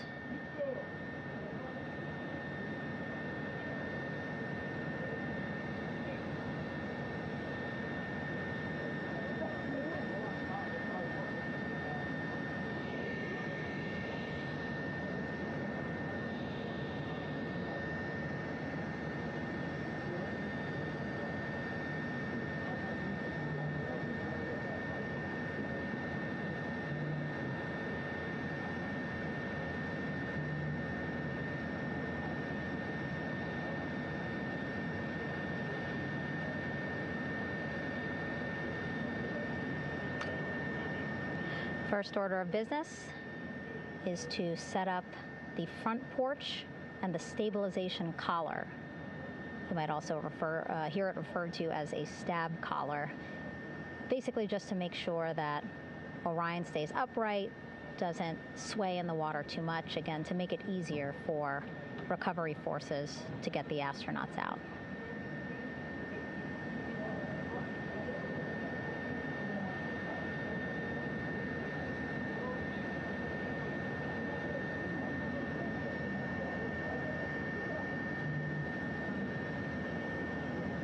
Again, we splashed down in the Pacific Ocean just after 5 p.m. Pacific time here. It's a requirement by NASA to be able to get the crew out of Orion within 2 hours of splashdown. So doing great on time so far. Plenty of time. No rush either. I was speaking to NASA flight surgeon Rick Schuring earlier in this broadcast, and he said to me, no rush to get the crew out. Just want to make sure that they're feeling good, and whenever they're ready to take their step out of Orion and onto that large raft, the front porch, folks will be ready.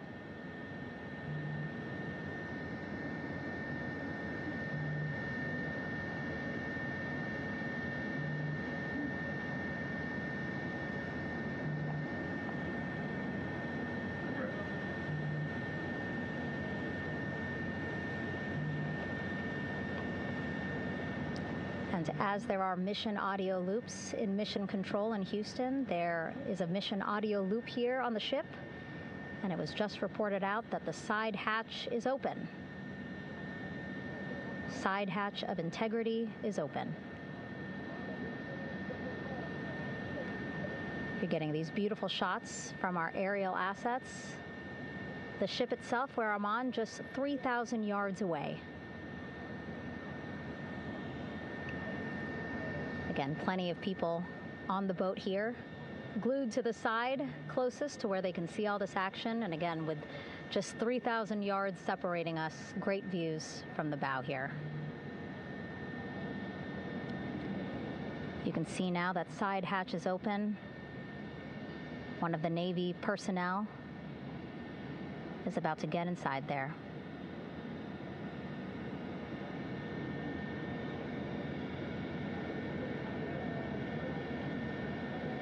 In they go. In total, 4 will go into Orion. So it'll be a little bit of a tight squeeze, but the goal is to have a recovery personnel with each astronaut assessing them.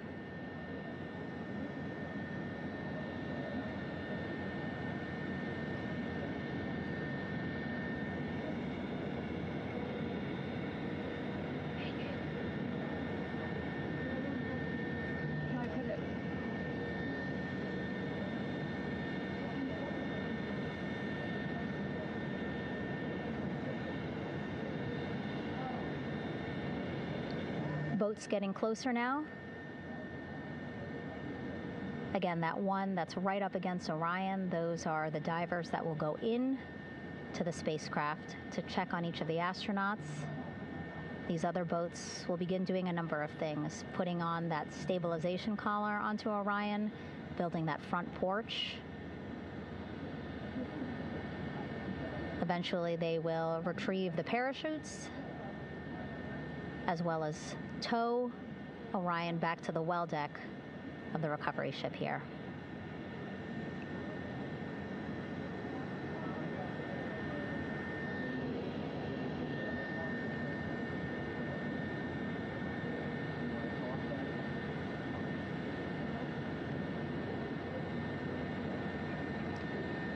And so as we wait for the Navy and NASA personnel to get their assessment of the crew inside of Orion, why don't we toss it back to Rob for an update?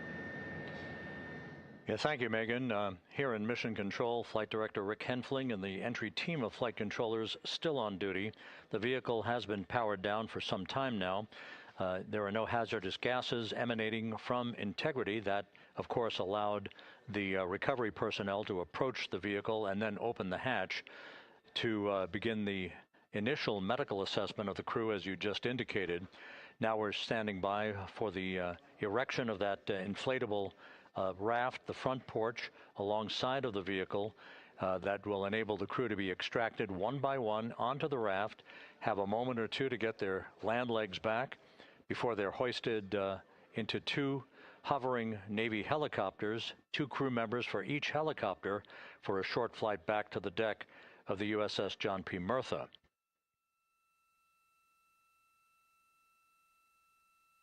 All of Integrity's systems operated flawlessly throughout the course of the approach to the Earth, the entry into the Earth's atmosphere, and all of the key milestones that followed in this high-speed return to Earth for Integrity, a mission that spanned more than 694,000 miles from the vehicle's launch from the Kennedy Space Center atop the Space Launch System back on April 1st.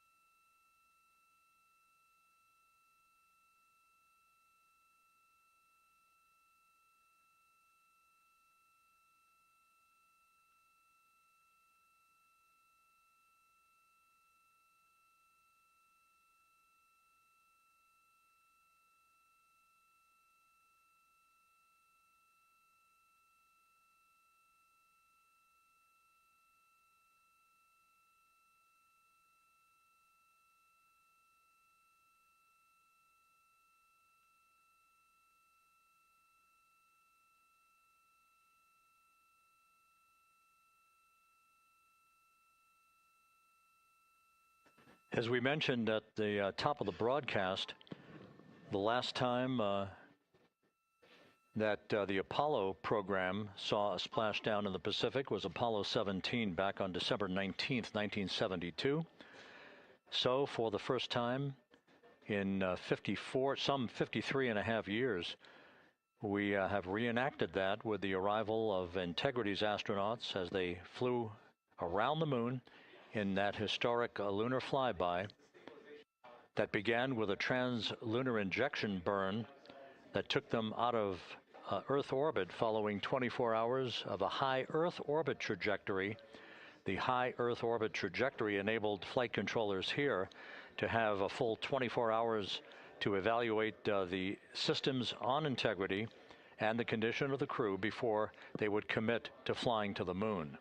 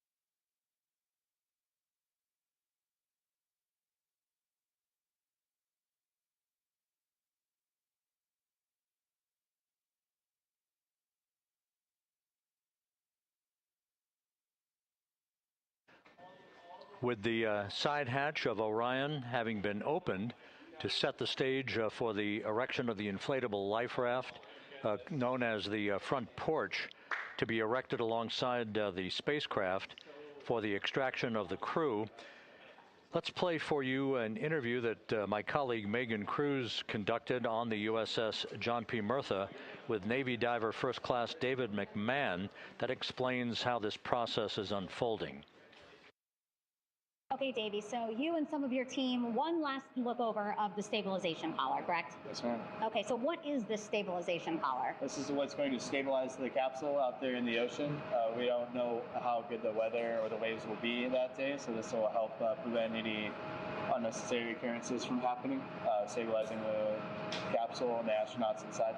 So basically this is a float that will go around Orion. I'm assuming that what they're doing right now, these are the lines that will attach the collar onto Orion? That is correct. And so what are they doing here? So we've got the lower line that will secure the inflation device before we inflate it. That gives us the go-ahead that it's secure in its space, and then we'll inflate it, and then once that is done, we'll undo all the carabiners and get this orange line on top tied in the same fashion, and then this will be secured to the capsule, and the astronauts can safely take their first steps out of the capsule onto the front porch. Okay, and how long will it take them to set up the stabilization collar? We should definitely be able to handle this in under 10 minutes. Okay, wow. And then you just mentioned the front porch. So basically after they set up this stabilization collar, then they set up what's called the front porch here. That's correct. Okay, and what's the front porch? Front porch is basically a bigger waiting room for the astronauts to sit in while we wait for the helicopters to show up and grab them. Okay, so the medical team that was inside with the crew, they're going to help them out and onto the front porch? That is correct. And then what happens here? We have higher trained medical personnel also on board the front porch that will give them lookovers and just make sure they're okay while we wait for the helicopters to show up. Okay. How does it feel, I mean, your team, you, to be part of a mission that's returning astronauts from the moon in more than 50 years? We all feel extremely honored to be a part of this, as well as a bigger mission for the Navy and joining up with NASA to do great things. Mm-hmm. And do you feel like you and your team are ready? Yes, very ready. Cool. All right, thank you so much. Thank you.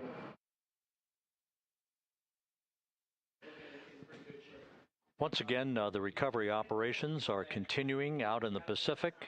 We shortly should see that life raft, the front porch, erected alongside the side hatch of the vehicle.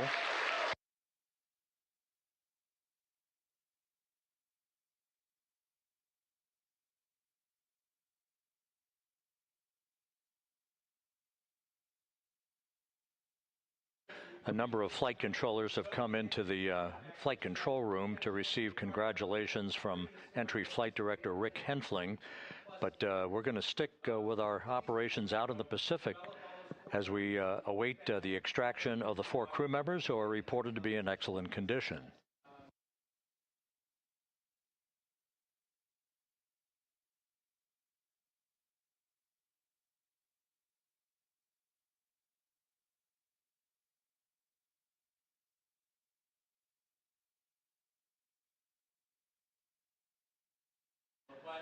Again, while we stand by for that front porch to be erected alongside of the side hatch of the vehicle, let's go back to the USS John P. Murtha and Megan Cruz. Megan?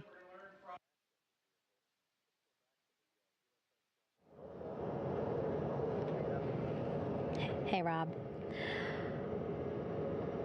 Pausing now to listen to some internal audio loops. Again, the operations team here on the ship communicating with everyone out on the water. It seems like currents are hindering them a little bit from unfurling and inflating the stabilization collar as well as the front porch. But again, the requirement to get the crew out within 2 hours of splashdown, plenty of time. So no concerns just yet. But as calm as the water looks, yeah, it looks like it's hindering the teams just a tad.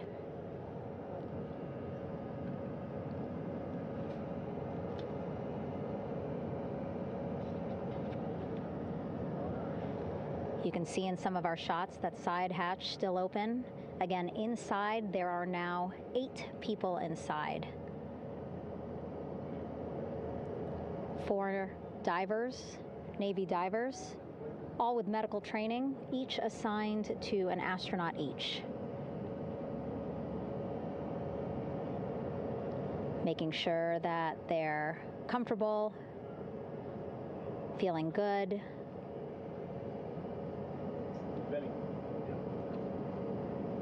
As you've heard us say in the broadcast, you know, they expect a little bit of discomfort. Again, these astronauts just traveled back to Earth at 25,000 miles an hour, a nearly 695,000 mile journey around the moon.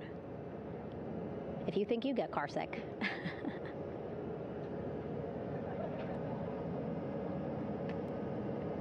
Again, 6 boats out there, lots of gear with them, just in case, right? As we said, the crew reported feeling great, but again, all those folks out there in case they weren't, right? NASA is all about making sure we think about every situation that can happen, and so, of course, wanted to be ready in case any of our astronauts needed more medical attention while out there in the water.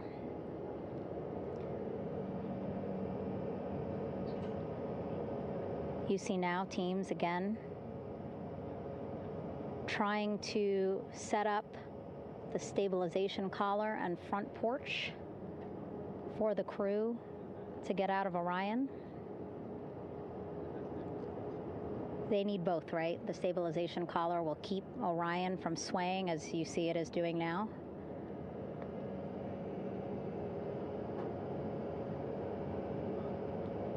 And then they will connect the front porch to the stabilization collar so that the crew can take 2 steps and they will be in the front porch.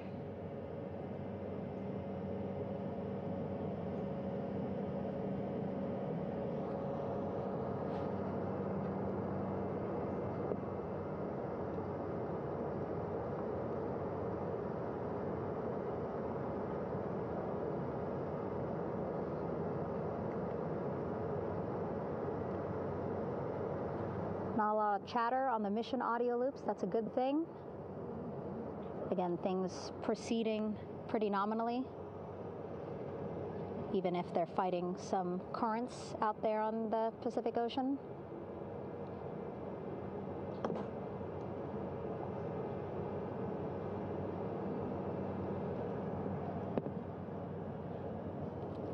Again, the goal, setting up the stabilization collar and the front porch so that the crew can rest comfortably in the front porch, get placed into harnesses so that 2 helicopters can lift them off the front porch and onto the USS John Murtha here.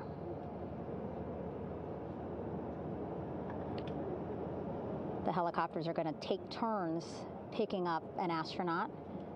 So again, Helo 1 and Helo 2.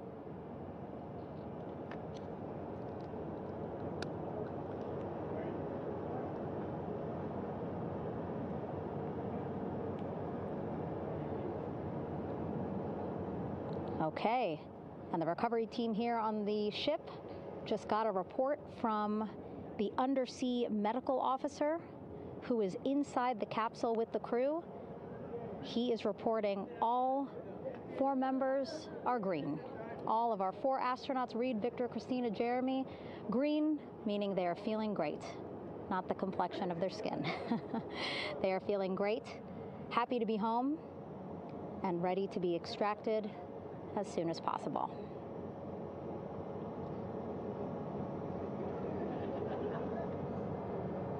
And so, as I was saying, we have 2 helicopters circling the activity you're seeing on the water right now. Each will take turns picking up an astronaut. So Helo 1 will come on in, hover above the front porch, about 40 feet above the front porch. A Navy recovery specialist will be hoisted down into the front porch. The restricted maneuvering doctrine is in effect. We'll connect to the first astronaut, which we're expecting to be Christina. And then Helo 2 comes around, picks up Jeremy, while Helo 1 stays above head, and then Helo 1 will come back in for another astronaut, and then Helo 2 for the last astronaut, and then back to the flight deck here on the recovery ship.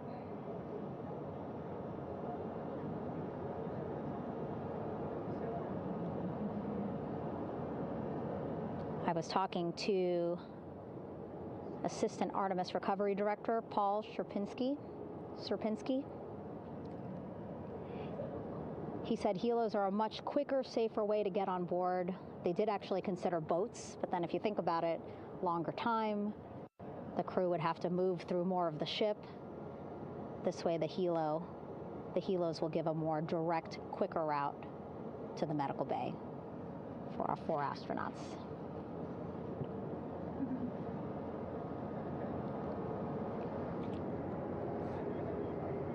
Beautiful shots from our aerial and imagery teams.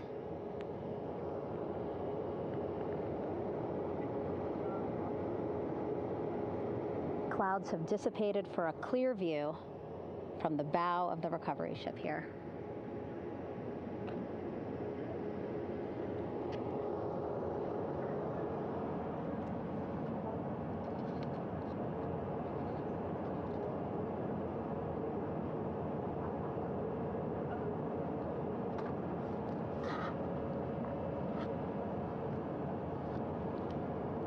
You can still see divers in the water there. Encircling Orion, that is that stabilization collar we've been telling you about.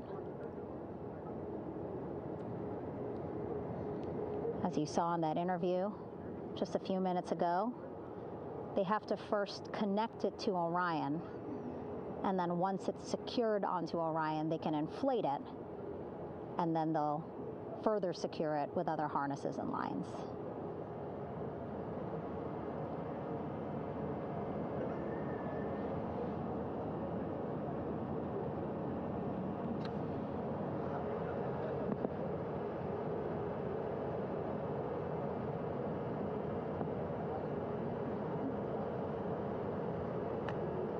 About an hour and 10 minutes since splashdown in the Pacific Ocean here.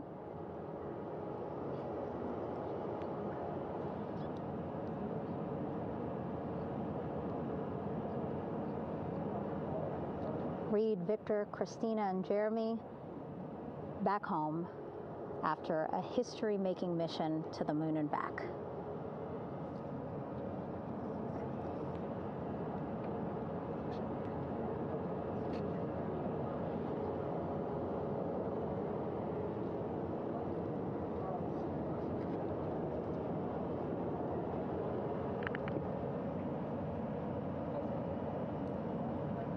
And if you missed what we said just a couple of minutes ago, the undersea medical officer inside with the crew in Orion reporting all 4 crew members feeling great.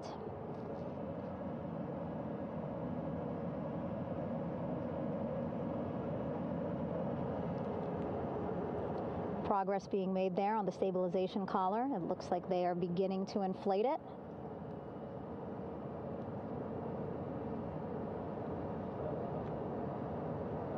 And it looks like they're starting to unfold the front porch in order to get that into the water here shortly and inflate that as well.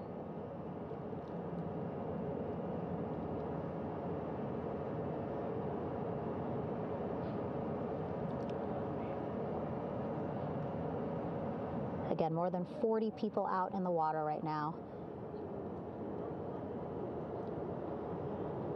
And those Navy and NASA personnel have been in the water for now about 4 hours.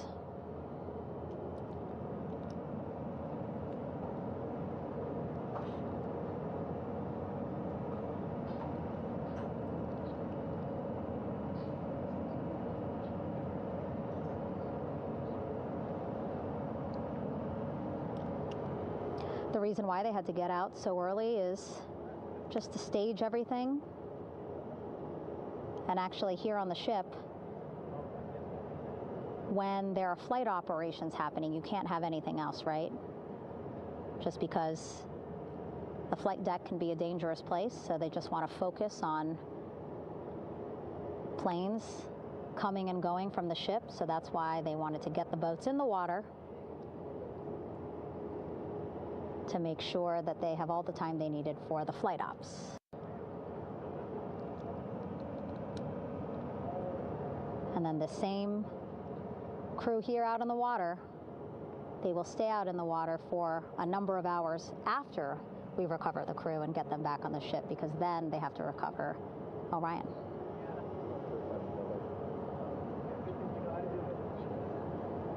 All right, that stabilization collar looking good around Orion. We're now seeing some recovery personnel getting on to that collar. Again, they need to further attach it to Orion to make sure that it can really prop up the spacecraft. It's basically lifting it up off of the water just a tad. Again, so it's not so Come off me for a minute.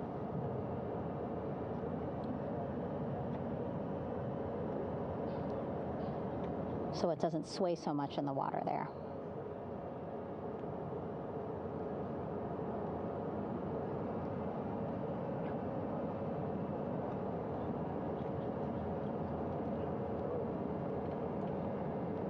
And now that front porch looks like it's nearly fully inflated as well. You can see a much larger surface area.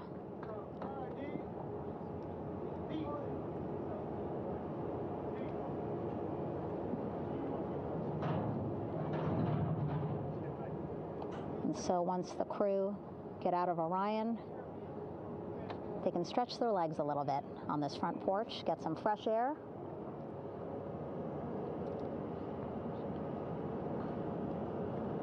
And enjoy this beautiful day here on their home planet.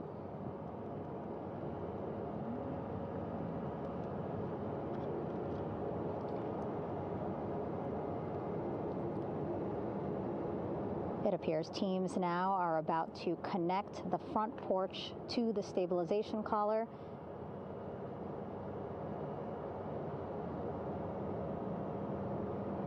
And at that point, when both are secure, we should soon see astronauts come out of Orion.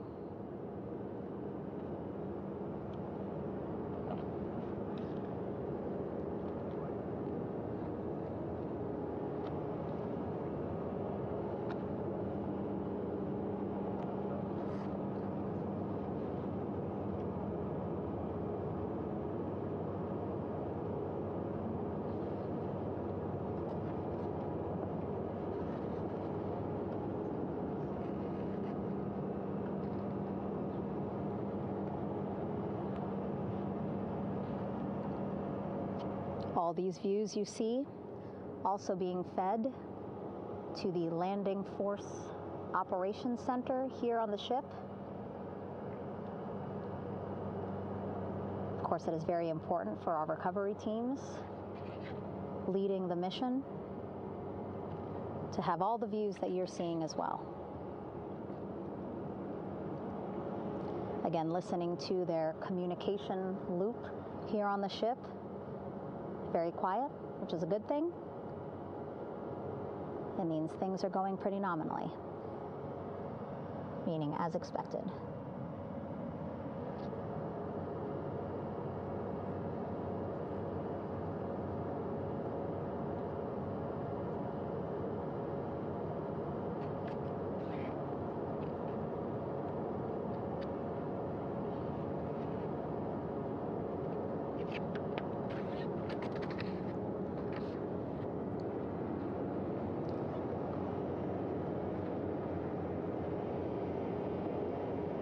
Again, all this activity happening just 3,000 yards away from the ship. So that means this will be a very quick flight back on the helicopters for the crew. 2-3 minutes, and then they'll be back here on the ship. I know.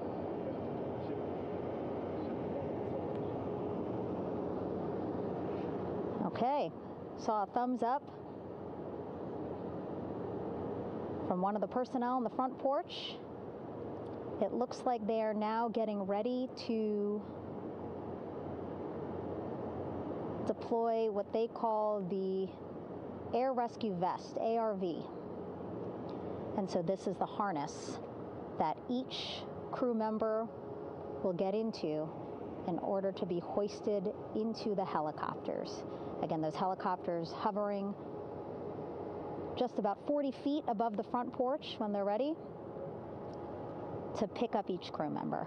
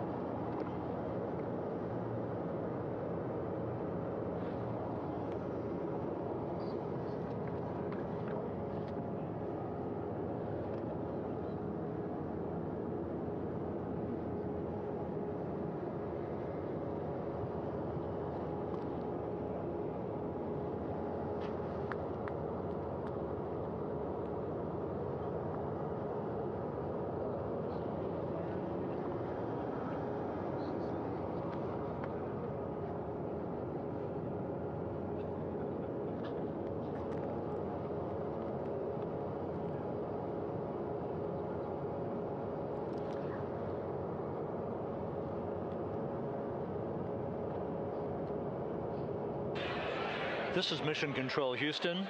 Behind me, a fairly raucous scene as hundreds of flight controllers have poured into the flight control room here.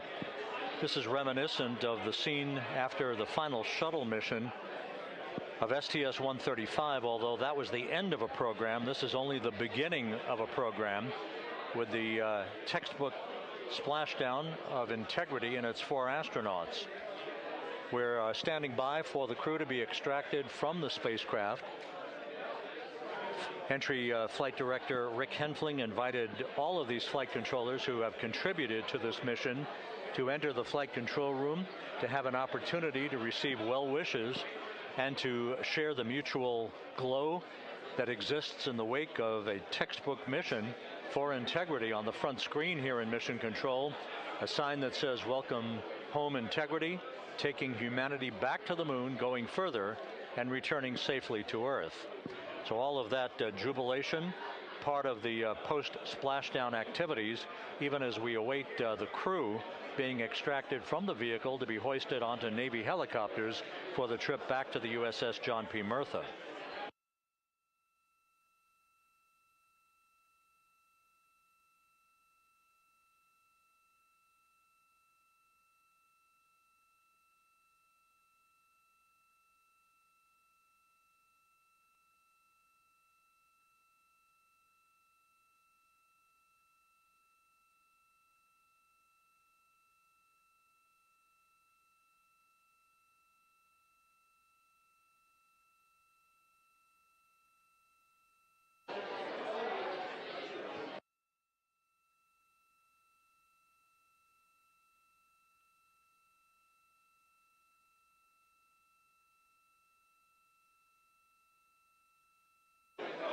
Once again here in Mission Control, this view of the Artemis Flight Control Room, known as the White Flight Control Room. This is the old shuttle flight control room, and now is the home of Artemis missions to the moon and beyond.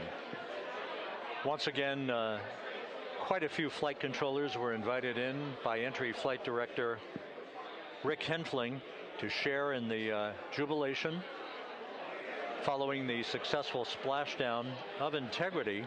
That splashdown occurring an hour and 22 minutes ago, as we stand by for the completion of the extraction of the crew, and ultimately they're hoisting onto Navy helicopters for a short flight back to the USS John P. Murtha. Splashdown occurred at 7:07 and 27 seconds p.m. Central Time. I had an opportunity to talk to the head of flight dynamics, Jeff Birch, a moment or two ago.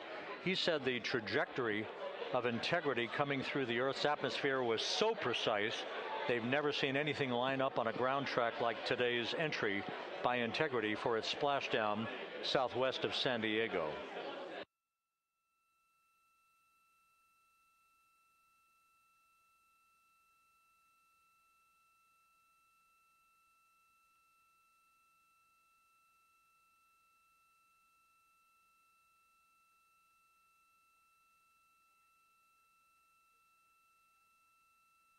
And the initial, you can hear it.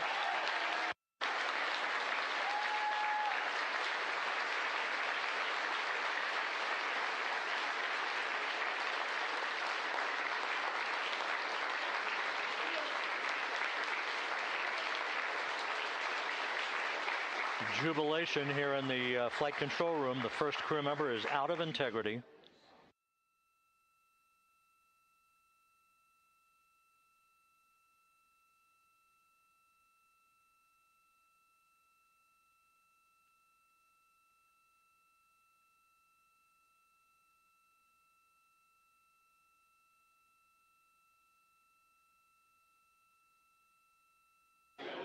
We are expecting the other crew members momentarily to be extracted.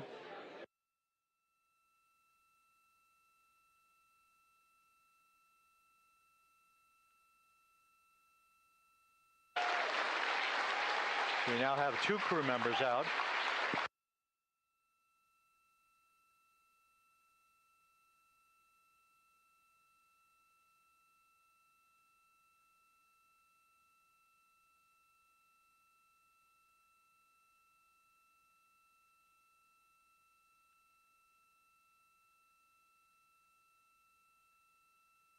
Two crew members out, 2 to go.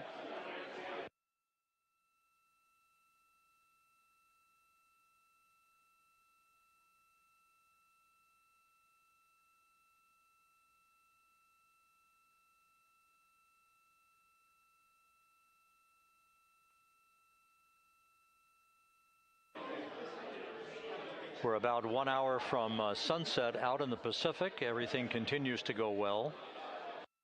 Integrity's systems function perfectly during its entry back to Earth. And Reed Wiseman, the commander who will be last out of the vehicle, reported that all the crew members were feeling very well.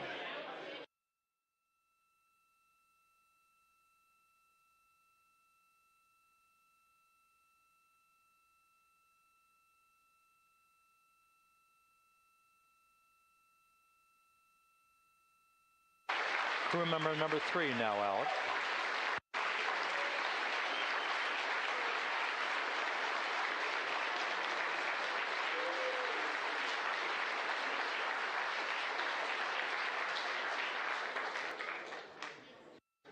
And now standing by for the commander, Reed Wiseman, who will be last out of his ship. Bobbing in the Pacific under almost ideal conditions, Integrity spanned 694,000 miles during its journey from launch to splashdown.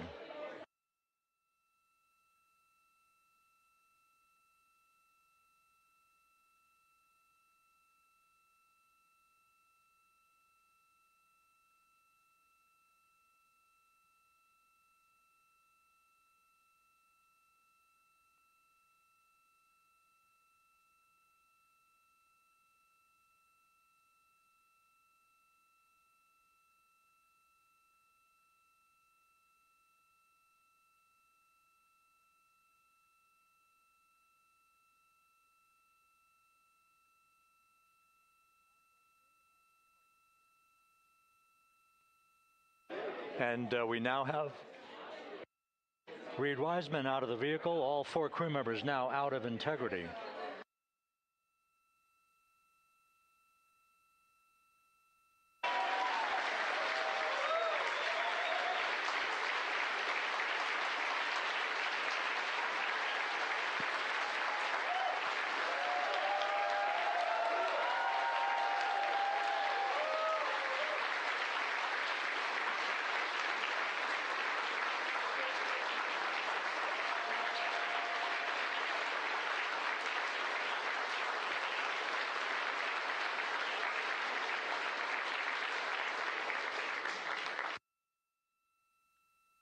Once again, all 4 crew members now on the front porch, and the procedure to begin hoisting them up to these 2 Navy helicopters hovering overhead will begin shortly.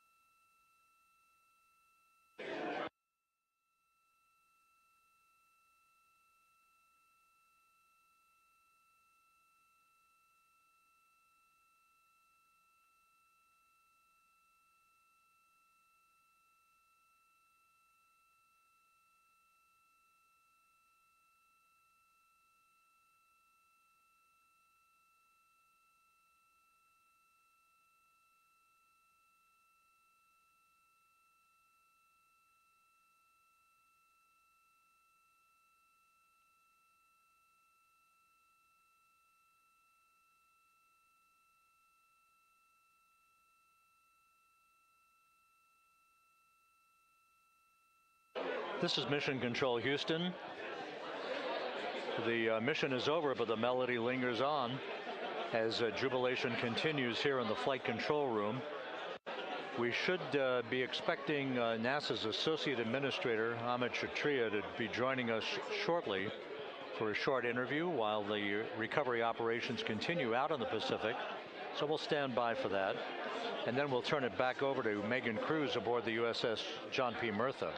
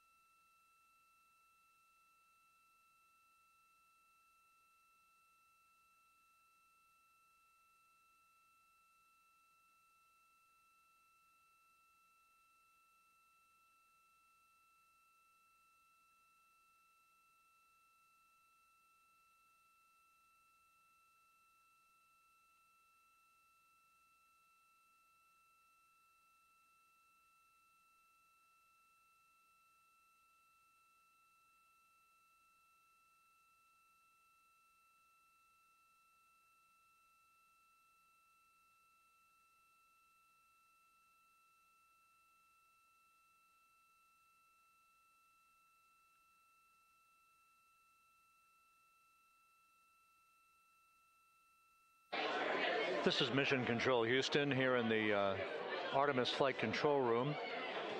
A number of flight controllers basking in the glory of the successful end of this mission that carried 4 astronauts around the moon on a lunar flyby, and the first test flight of Orion with crew members on board. Splashdown occurring an hour and 32 minutes ago after a flawless descent back into the Earth's atmosphere for the vehicle.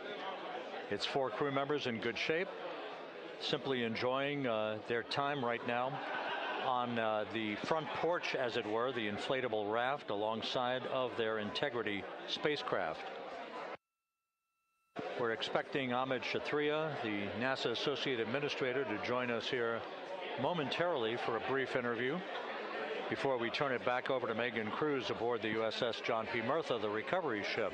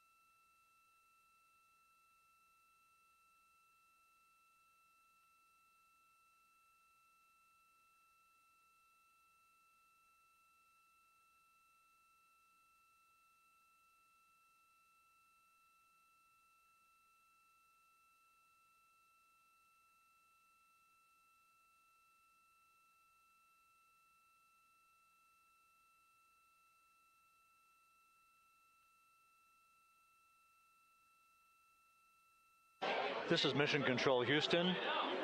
We're about an hour and 34 minutes since the textbook splashdown of integrity in the Pacific to bring home our astronauts. And with us now is Amit Kshatriya, the NASA Associate Administrator. Amit, a little bit of history made tonight, a little bit of history made over the past few weeks. Your thoughts as this team here basks in the glow of what they just accomplished?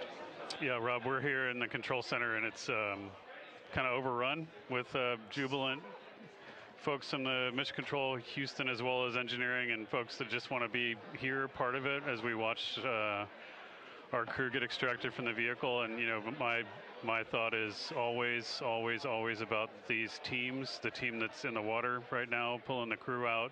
The team here in Houston that worked so hard over the last 10 days, no sleep to get this done.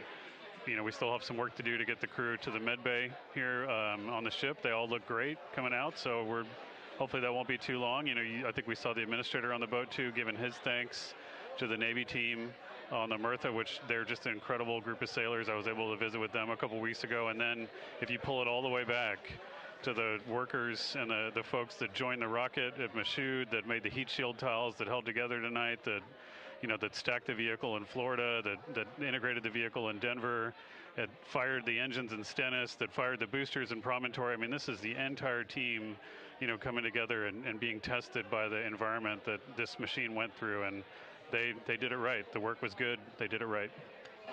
You've said in a number of briefings, of course, and in other forums that this is just the first step. The cadence has to step up, as the administrator has indicated. Now, it's a little early for the full report card on how Integrity did, but did this mission ultimately, from your eyes view, exceed expectations?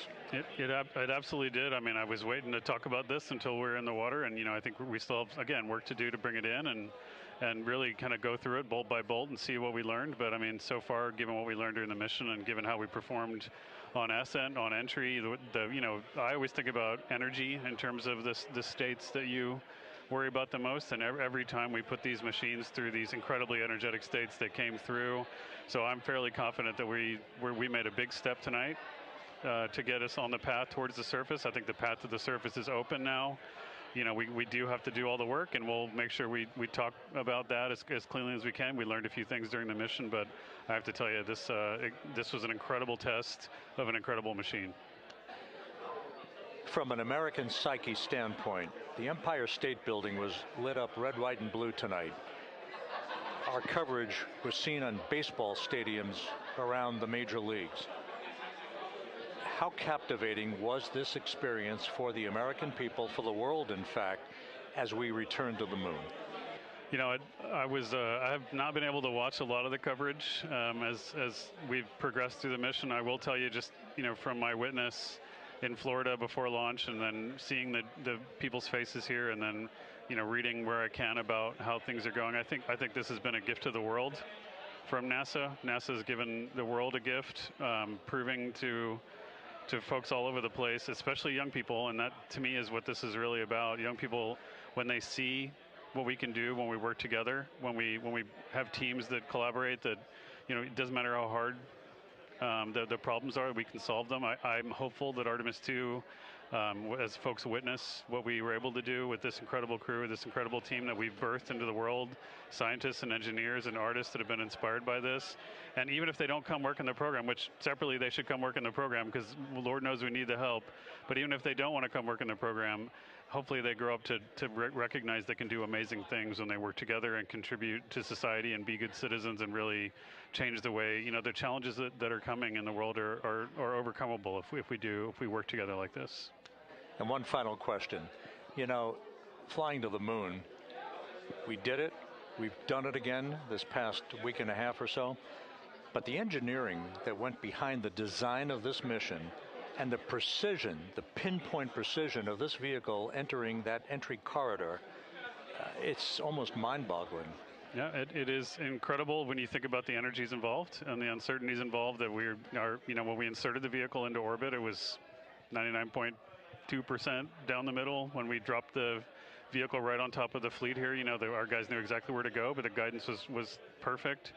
You know, it's interesting. I've got this question a lot over the last few weeks about, you know, we did this before 53 years ago, and you know that. I think, I mean, it is a reasonable thing to contemplate, like what's gone on since then. And what I'd tell you is, you know, when we did Apollo, which again, the more we learn about what they did, the more magical it seems what they were able to accomplish given the technology and the learnings that they had. But when we did Apollo, the architects of Apollo, you know, Gilbert, Seaman, von Braun, Mueller, what they really wanted to do, you know, as they were contemplating what it meant to expand our range of action to the lunar surface, what they wanted to do was learn how to live and work in space for a long time. They wanted to do that first before they were confident they could expand their range of action to the moon. Now, of course, the politics of the time and the mission at the time was different, and so they had to go straight to the moon and bring people home. And then after that, the program kind of lost its momentum. But you know, after that, NASA kept moving along those paths, right? So we recognized during Apollo that reusability was going to be important. We spent a lot of money on those machines, and you know, we spent a lot of money on these machines here. Even though, but we recognized that reusability was important, which is why we built a winged space plane called Space Shuttle, and then we used that reusable machine to build a space station.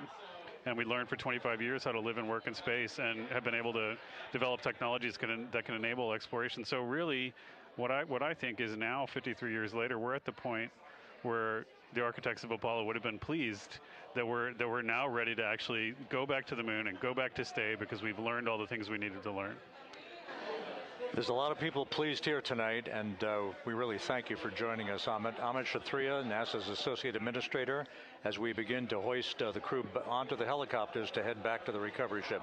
Thank you very much. Thank you, congratulations, Amit.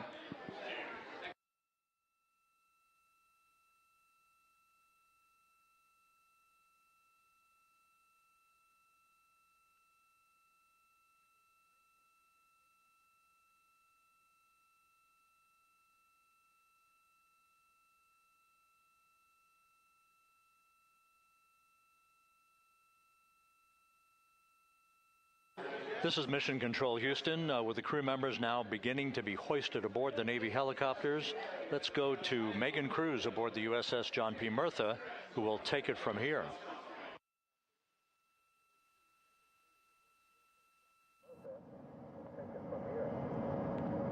Hey, Rob, yeah, back on the bow of the ship here, we are seeing the helicopters circling Orion, the first one there, having just completed picking up the first astronaut. Helo 2 now, hovering just 40 feet above the front porch, lowering a recovery specialist out of the helicopter. That person will touch down in the front porch just there.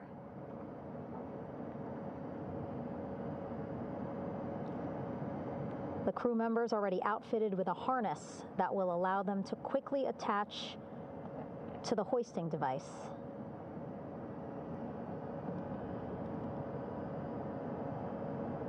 Look at the power of those blades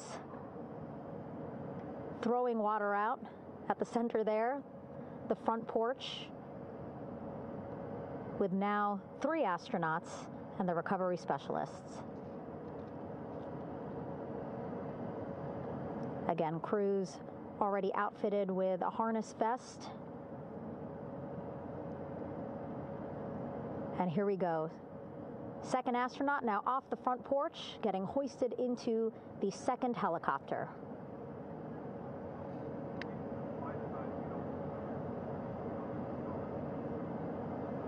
That helicopter will now hover just a distance away to give room for the first helicopter to come back and pick up the third astronaut.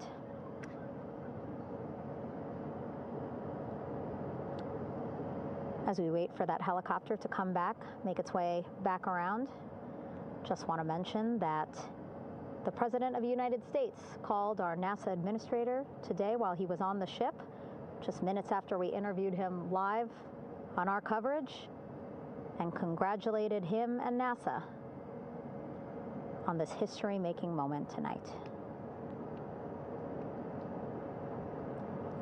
Helicopter 1 again hovering 40 feet over the front porch. We will soon see another recovery specialist getting lowered onto the front porch.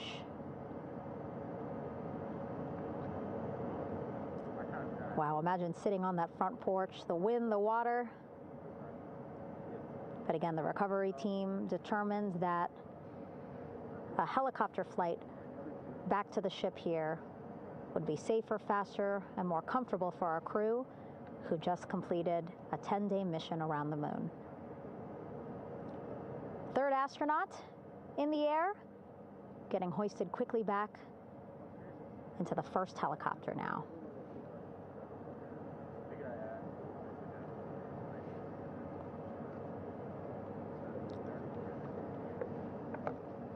That first helicopter now on its way back to the ship here. We will soon see it land in just a few minutes. Again, all this action happening just 3,000 yards away from us, so a very quick flight back to the flight deck. And now the only person left on the front porch, Commander Reed Wiseman.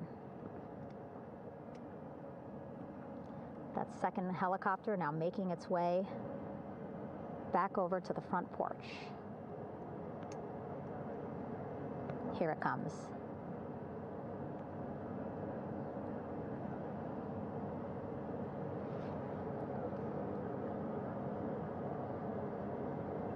Making its final approach here.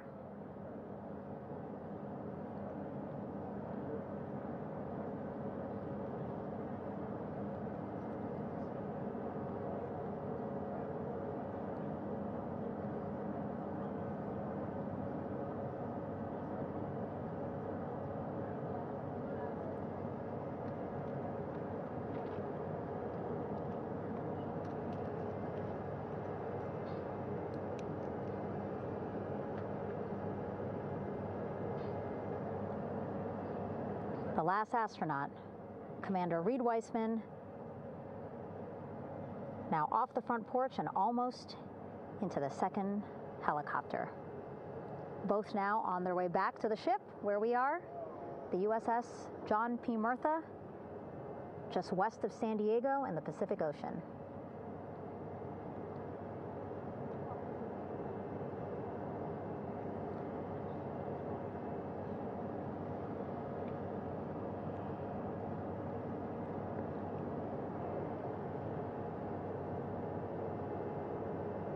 Exciting to see our 4 crew members minutes away from landing on the flight deck here on the recovery ship. 550 people on this ship, excited, ready, anxious, looking forward to welcoming this crew aboard.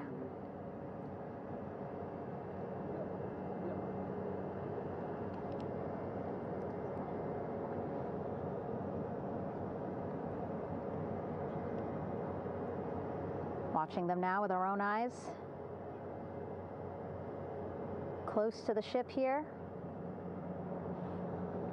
Hearing them begin to hover on the flight deck, which is just across from us, here on the bow.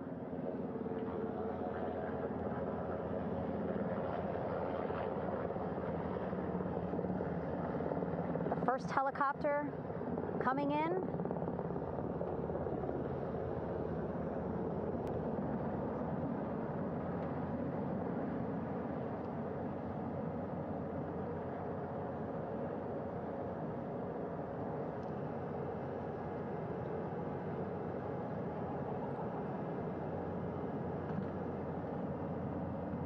And wheels down.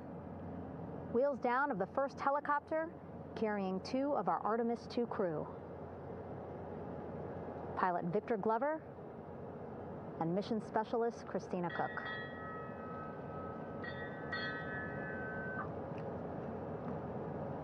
Helo 1 on deck reported on the recovery loop. Again, the mission audio loops that the recovery team are using here to communicate with one another. And an announcement just made on the ship, integrity incoming. 2 more helicopters on their way to the flight deck, one carrying the crew, the other, one of our imagery helicopters. Again, kudos to our imagery and aerial teams for giving us these beautiful views of history in the making. Set amid a gorgeous, soon-to-be sunset here in the Pacific Ocean.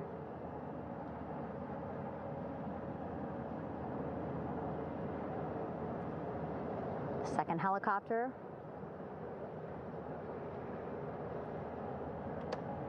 making its approach of the flight deck.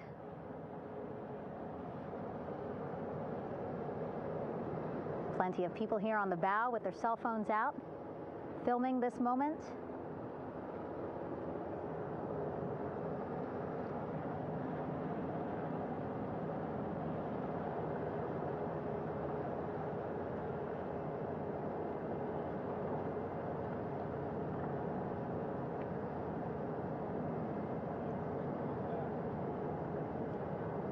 Some impressive flying here by the Navy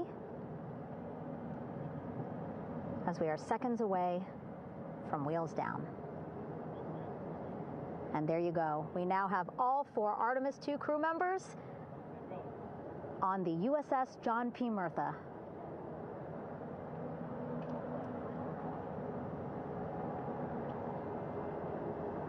I'm sure they're happy to be out of the water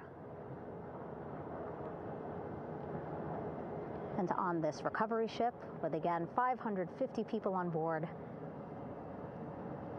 ready to welcome them home. But first, as we've been saying throughout the broadcast, just making sure the crew feel good. We reported that they were feeling good when they were in Orion, but those were just initial, quick, verbal assessments of how they're feeling. Their destination tonight, the medical bay here on the ship, right after we power down the helicopters here.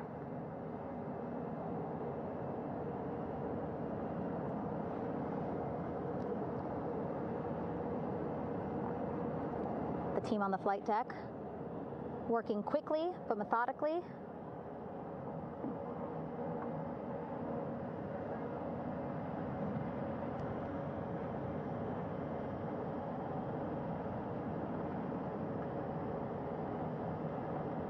Waiting for just one more helicopter to touch down.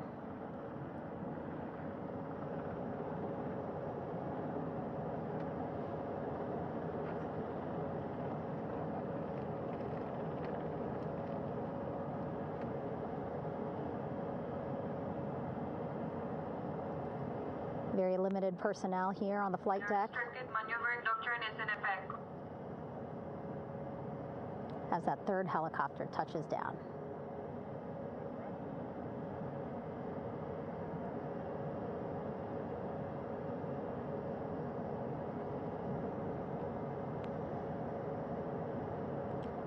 The ship is at flight quarters. Stand clear of waiter decks, aft of frame 095. Burn no cover stop side. Throw no articles over the side. Hold all trash and garbage on station. Flight quarters. While just a few folks on the flight deck itself, there are plenty more on some upper decks. I see in some of our views a very packed crowd overhead. Announcements being made over the ship's loudspeaker system, reminding folks to stay clear of operational areas like the flight deck, so that teams can work quickly to get the crew off of the helicopters and into the medical bay.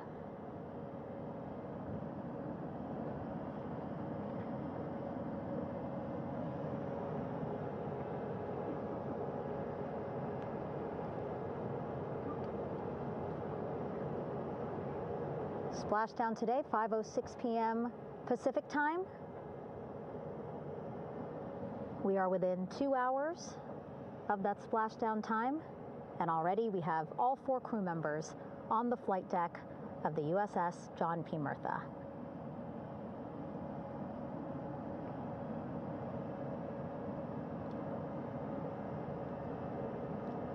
Again, crew